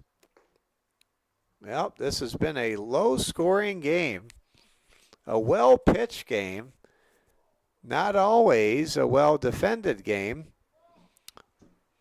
Belle Fouche committing 3 errors, St. Thomas More 2 errors. You may recall in last week's win for St. Thomas More over Chamberlain, the Cubs committed 8 errors, and that was their undoing. The Cavaliers committed 4, but in this game, their Cavaliers opponent, they've committed 1 more error than St. Thomas More, but they're up by 2 runs because they have out-hit the Cavaliers 5-1 through 5.5 frames of this ball game. Now Hayden Heeg comes up to bat to lead things off for St. Thomas More. Hayden is a fine center fielder. He has really stood out in center this season. Here comes a pitch. There's an inside-out swing. That's a foul towards the home dugout, and the count evens at 1 ball and 1 strike. It is 8:32 Mountain Time. We're in the bottom of the 6th inning in the 7-inning game. Here comes a pitch, over for a strike. And out there now with 72 pitches under his belt is Kane Howard. Howard had a no-hitter going into the 5th inning for Belle Fouche. Or actually a no-hitter going into the 4th inning for Belle Fouche. And there's a swing and a miss, strike 3. That's now 3 consecutive strikeouts for Kane Howard. And if you want to keep your defense from causing problems strike out the opposing hitter. It's really that simple. Now Graydon Juvie comes up to bat. Juvie, with his great speed, if he could get on base, you never know. One out, nobody on. We're in the bottom of the 6th inning. Howard hits the top half of the zone there, and the count is 1-1. On deck, it's Chris Cronin.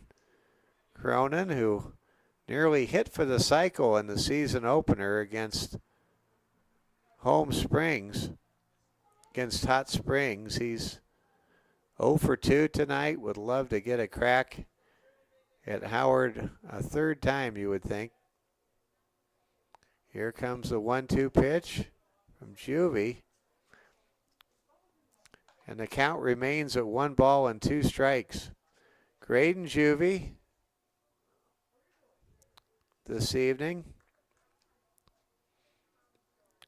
0 for 1 with a walk and a run scored. There's a high inside pitch, a little chin music there for Graydon. Count is now evened at 2 balls and 2 strikes. Juvie making Kane Howard work here in the home half of the 6th inning. Here comes a pitch from Howard. That's a swing and a miss. What a wicked pitch that was, as Kane Howard climbs the ladder with Graydon Juvie to record his 4th consecutive strikeout and his 2nd strikeout this inning. Kane Howard now with 7 Ks with his 1-hit masterpiece here in the 6th inning. Chris Cronin now the hitter, trying to avoid the 0 for 3 sombrero against Kane Howard. Cronin, he has that long extension through the zone. If he gets a hold of a pitch, it gets interesting really fast. Count 1 ball, 1 strike now to Cronin. 2 outs. Here comes the 82nd pitch of the game for Howard. And that pitch is over for a strike. Cannot say enough about Kane Howard. If the Bronx can win this game, they might want to carry him off the field when it's over. Here comes the 1-2 pitch to Cronin. And that's a swing and a miss. And Howard strikes out the side. Wow. 8 strikeouts for Kane Howard. He strikes out the side. No runs, no hits, no errors, no men left on base. We've played 6 innings. We go to the 7th. Belle Fouche 4, St. Thomas More 2. You're watching Security First Bank coverage of the Cavaliers Sports Network. Let's go ahead and check scores from the big leagues. We didn't get to too many scores last time. St. Louis beats Pittsburgh 2-1. Cardinals only a game under 500 now. Royals with the win over Chicago 4-3, now 21-16. They're going to the 11th inning on the north side of Chicago at Wrigley Field. Giants and Cubs, 2 great teams tied at 5 apiece. The Angels and Blue Jays are tied 2-2 at the Big A in Anaheim. In the desert, it's the Mets 1 and the Snakes 0. The Marlins take down the Dodgers. Wow, 5-4 in 10 innings tonight. Big upset there. The Mariners, the first place M's, 1 game ahead of the Athletics, leading the Athletics tonight in Sacramento 2-1. The Phillies defeat the Tampa Bay Rays 8-4. Rangers beat the Red Sox 6-1. Braves win in 10, 2-1 over the Cincinnati Reds. Twins destroy the Baltimore Orioles 9-1. Something's very, very wrong with that young Orioles team this year. Brewers beat the Astros 4-3. And the Rockies and the Tigers were postponed due to inclement winter-like weather down in Denver. And we are underway here in the 7th inning. Juvie out for his third inning of work here at McKeague Field in Rapid City. Belle Fouche 4, St. Thomas More 2. Glad you're with us tonight. The wind is not a factor, and that's really been the saving grace for this chilly night. It currently feels like 52 degrees. Some of the fans have blankets they're wrapped around, or they're wrapped in, I should say. Leading things off here for Belle Fouche, it's Tate Thompson. Tate reached on an error in the third. 0 for 2 tonight, and he'll reach on a walk here issued by Graydon Juvie to lead off the seventh. And Coach Donan and the Bronx making a lot of noise in the visiting dugout. They want this win over STM on the road tonight in the biggest way. They are 6-4 in the Class B rankings or standings, and this would be a huge win for Belle Fouche in terms of strength of schedule points, conference pride, etc. And I'm not sure Belle has ever won here in Rapid City. They beat St. Thomas More a time or two in Belle Fouche, but I don't think they've ever come to Rapid City and come out with a W. They're trying to do that tonight. They're 3 outs away, leading 4-2 here in the top of the seventh inning. Carson Haney, the hitter now, he's 1 for 3 with a RBI that was a big RBI when you look back at the first inning. That RBI single that drove in Gavin Pearson set the tone and gave a lead to starting pitcher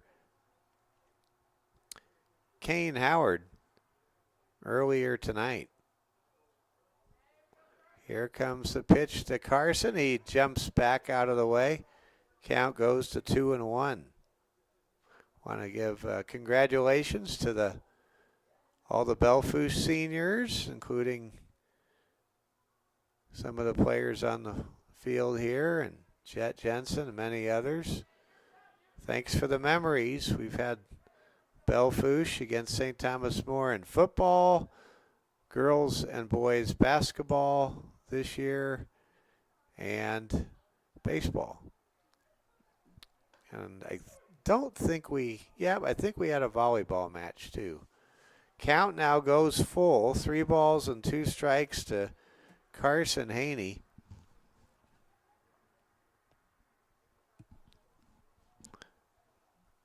And there goes the base runner. There's a ball hit well to center. That's trouble. And he dives for it. It comes up empty. And now the Bronx look to have runners at second and third with no out. Hayden Heeg, he sold out, dove for that ball, but did not have the angle or the trajectory necessary to secure the catch.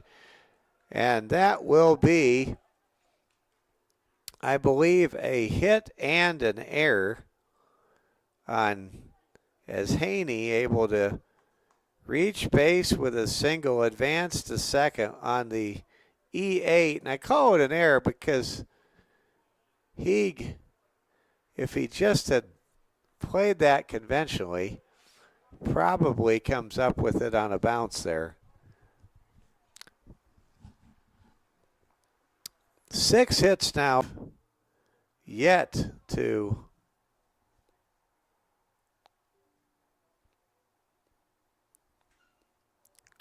take a 4-run lead. And there's a strike 3. Juvie gets his man, Harvey Walding. Juvie with a second strikeout in this ball game, making it interesting. The Cavs are only down 2. If they could somehow pull what's called a Houdini act, named after the escape artist Henry Houdini back in the 1920s, if they could find a way to keep this game at 2 runs, you have to think, with Howard going back on the mound for the 7th with 82 pitches thrown, that Cavs might be able to pull out a rally for the ages and pull out a win. You never know. Uriah Hamilton is the hitter.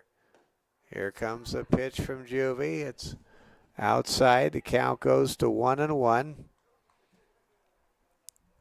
Cavaliers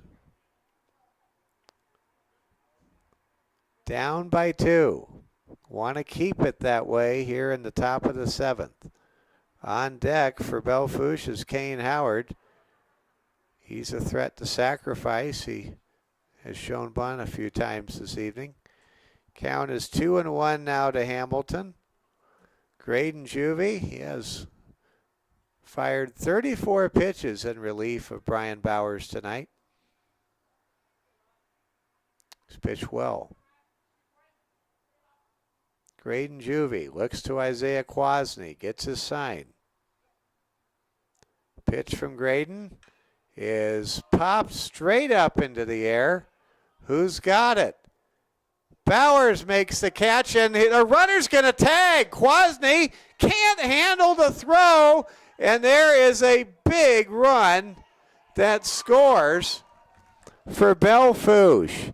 I was surprised that Coach Dornan sent the runner from third, but it turned out to be the right call.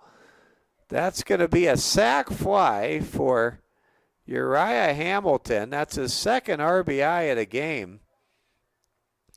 That's an F6 if you're scoring with us. And Tate Thompson crosses home plate to make it 5-2. And also on that tag play, Carson Haney went to third. There's a grounder. The backup shortstop has it. Throw to first, not in time. Gets away from Nielsen, and the runner takes an extra bag. And now this game is wide open in favor of Belle Fouche. The boys from Butte County have a commanding 6-2 lead. That'll be an E6 on the shortstop for St. Thomas More.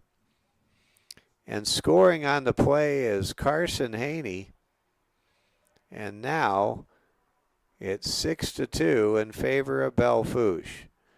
2 absolutely monumental insurance runs here in the 7th for the Bronx have given Belle Fouche their first 4-run lead of the game, and have really put Kane Howard, who is a one-hit masterpiece in progress, in a great position to come out and nail this victory down.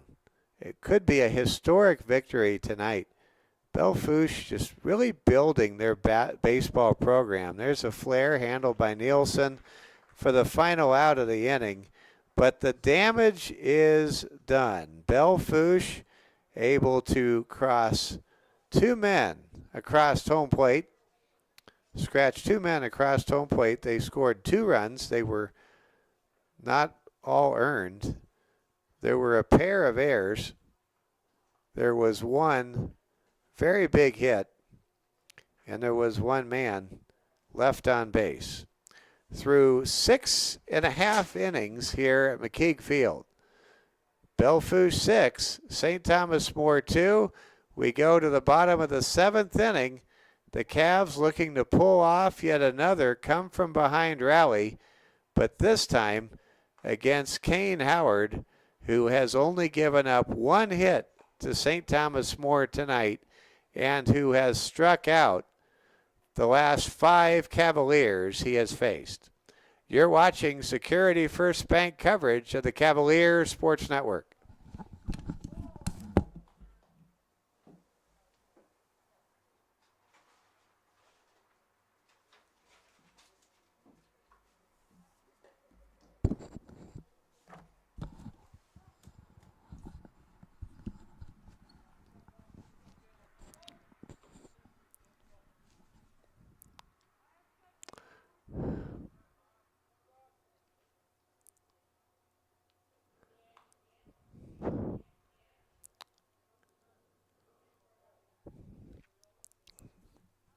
Well, we begin the bottom of the 7th inning.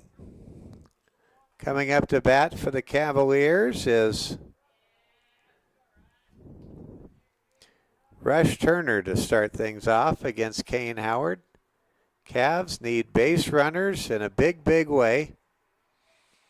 Down 6-2. STM trying to avoid a 4-3 mark here in early May.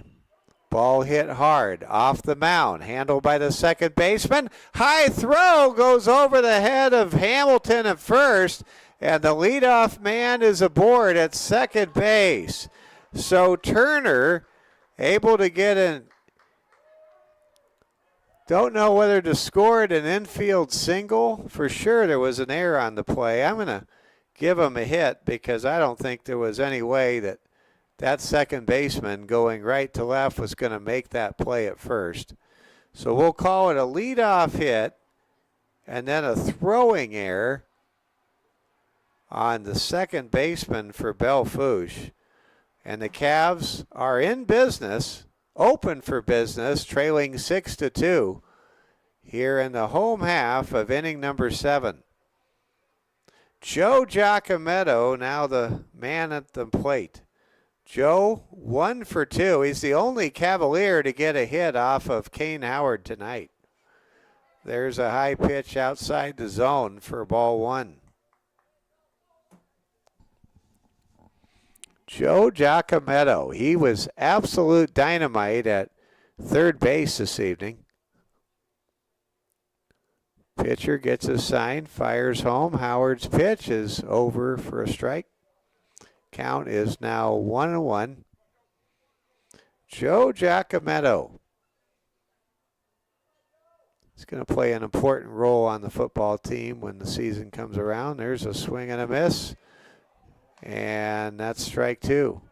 Giacometto mad at himself for offering at that pitch. One of the things Kane Howard has done really effectively tonight is he's been able to get the Cavs hitters to quote-unquote take the bait. And there's a swing and a miss on an off-speed pitch. Boy, did Howard pull the string on Giacometto on that one. That's now 9 strikeouts for Kane Howard. The next strikeout would be strikeout number 10 for the Belle Fouche ace. Here comes a pitch from Howard. That is low for ball 1.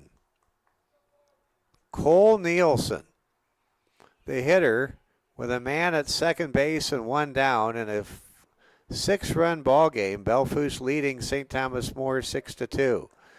Don't go anywhere. After this game is over, Coach Jeff Peckney will come and talk to us on the Security First Bank post-game show.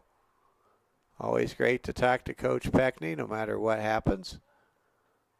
Here comes the 1-1 pitch, and there's a swing and a miss by Nielsen. Cole Nielsen getting some encouragement from Coach Jeff Peckney. The Broncs are 2 outs away from getting a huge road win here in Rapid City and splitting the season series with the Cavs. There's a swing and a miss, and that's the 10th strikeout of the game for Kane Howard. And Kane, he pitched a no-hitter for the first half of the game, and then he has just absolutely been racking up the Ks the second half of this one. Usually a pitcher loses steam in terms of strikeouts as the game goes along. That's not the case for Mr. Howard. First pitch is a swing and a miss to Isaiah Quasney. Quasney trying to keep this game going. Cavs down to their final out. Belle Fouche looking to raise their record to 7-6 on the season and 7-4 in Class B. Here's a deflected foul tip for strike 2, and now Howard and the Broncs are 1 strike away from a huge win tonight in Pennington County. Howard gets his sign, fires home, and that is a ball outside. Cavaliers in big trouble. Can't say enough about Kane Howard. Both teams committed 3 errors tonight. But the Bronx have out-hit the Cavs 7-1, and that's your game so far. And there it is, strike 3. And there is an angry slam of the bat by Isaiah Quasney as for the second consecutive inning, Kane Howard strikes out the side. To round out the bottom of the 7th, there were no runs. There was 1 hit. There was 1 error. There was 1 man left on base. The final score tonight, Belle Fouche 6, St. Thomas More 2. Kane Howard pitches a 1-hit masterpiece, striking out 11 Cavaliers and throwing 97 pitches in the victory for the Belle Fouche Bronx. And congratulations to Belle Fouche. They earn a season split. St. Thomas More beat Belle Fouche 7-4 in Butte County a couple weeks ago. And what sweet revenge it is tonight for Coach Dornan and the Bronx. They pull out a 6-2 win. They scored a run on an RBI single by Carson Haney in the first inning. They were able to plate a pair of runs in the 3rd inning on a costly error by the Cavalier infield defense. And then the Bronx were only up by 1, but they managed to score a run in a couple of runs in the 7th inning to pull away and grab a 6-2 win. Winning pitcher tonight is Kane Howard. He throws a complete game, 1 hitter. The 2 runs scored by STM were assisted by errors committed by the Bell defense. The losing pitcher tonight is Brian Bowers. Graydon Juvie pitched 2 2/3 innings and 37 pitches out of the bullpen in relief as he slid over from his original shortstop position. And he did pitch well. But in the end, both teams commit 3 errors. But the difference in this game was the performance by Kane Howard. He goes the distance, only gives up a hit, and was able to work around some defensive miscues. So we're about to talk to head coach Jeff Peckney, and we get ready to bring you the Security First Bank Cavalier Sports Network postgame show. Belle Fouche 6, St. Thomas More 2. Again, the Bronx out-hit the Cavaliers 7-1. Both teams commit 3 errors on the night. We're glad you've made us a part of your evening wherever you've been able to tune in and watch tonight's game. We'll have the doubleheader coming up for you on Mother's Day, expecting 91-degree heat for those afternoon games on Sunday. Very different weather than what we've had tonight. Coach, thanks for coming up and joining us. Thanks, Mike. So I'll kind of have you, I guess, share your thoughts on what you saw tonight. We're in a funk. We did some good things. I'm not very happy right now. So the pitcher did a good job. We made him look really good.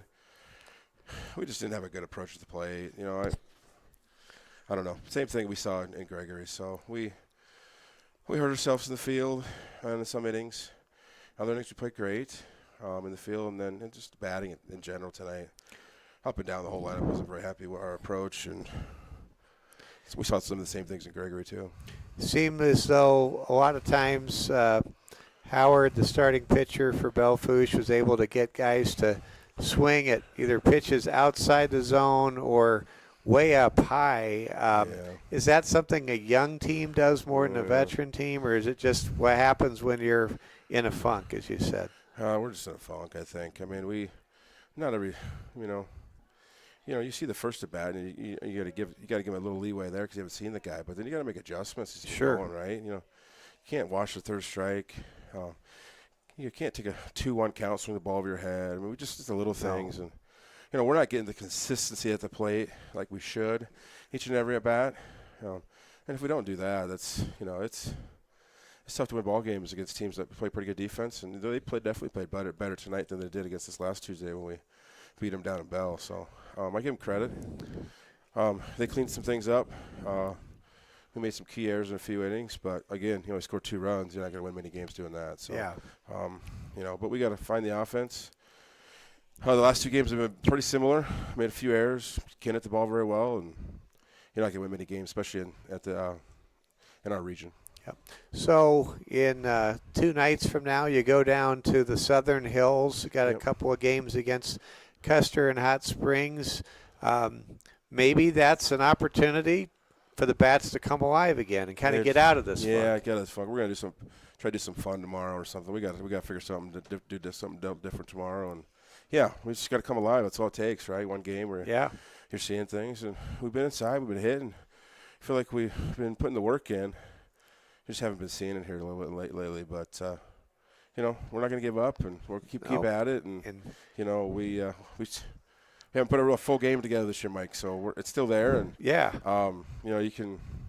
The hosting is out of the window now. So I understand. That's it's tough when you lose both games back to the East, and then you have to probably go back that way too. One of the things I like about this team is I think about a regional where it looks like we're going to have to go on the road, as you mentioned. Yeah. One of the things I like about this team is you've got Turner and Bowers, you got starters that can go deep into games, but I've really liked what I've seen from Graydon Juvie and from Joe Giacometto out of the pen. You've got guys that can deliver those late, tough innings if you're going to win 2 tough games to get to state in a one-day situation. We have to develop pitching. So we've got kids out there that have thrown. Hayden's thrown for us. A lot of guys have thrown for us at the first level. Sure, we even had some JV guys throw today that we haven't seen. But, you got to use a lot of pitching. We knew we were going to have the Turn Thompson, give him the ball, let him go 100-some pitches necessary this year. So I've been pleased with our pitching. I have probably too. have too many walks and hit by pitches, but that comes with the territory. But, we got to play good defense behind it, which for the most part we have. But when you only score 2 runs and have a few hits, that ain't going to do any good. No. And the way we can hit, we didn't see it tonight. Yeah. Speed's a big factor. Yeah, and base runners, too. We didn't have the base runners. Yeah, when you don't have the base runners, that's really, to me, it doesn't feel like STM baseball without the base. We scored, right? Yeah. But otherwise we didn't. And the pitcher did a good job of keeping us in check, and that's you get hats off to them, but we definitely have some things we need to work on.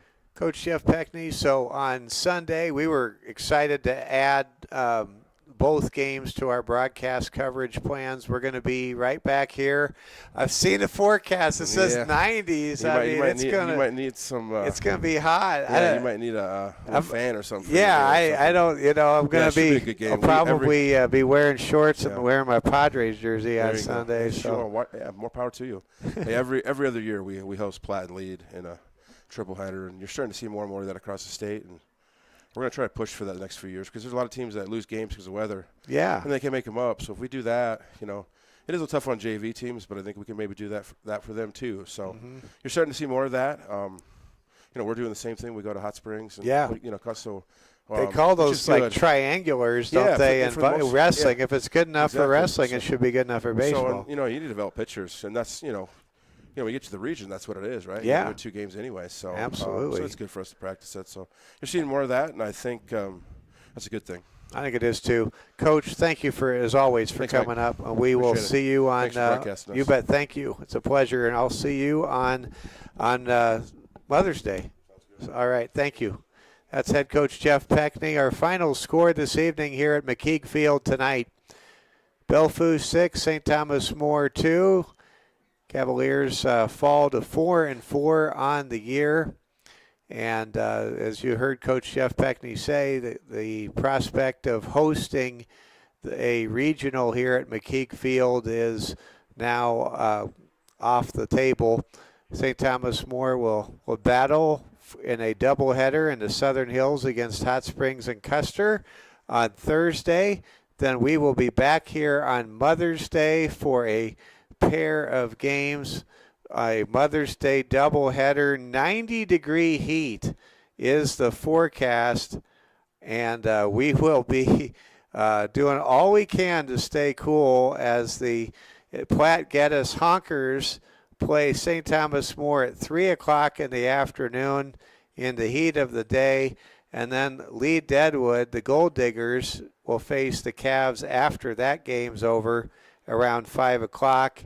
And then the Cavs have one road game down in Bennett County a week from Friday against the Falcons. So that is a look at the remaining schedule. Still 5 games to go. Cavaliers 4-4 on the year, and they will be taking on Custer and Hot Springs at 5 o'clock and 7 o'clock Thursday night. And then we'll have the Mother's Day home doubleheader for you against Platte Geddes and Lee Deadwood. The Honkers and the Gold Diggers on Mother's Day, some special Mother's Day baseball. And then, of course, we will travel wherever the Cavaliers go for the regionals on Monday, May the 19th. For all of us here at the Security First Bank Cavalier Sports Network, our final score tonight, Belle Fouche 6, St. Thomas More 2. Good night from Rapid City, South Dakota.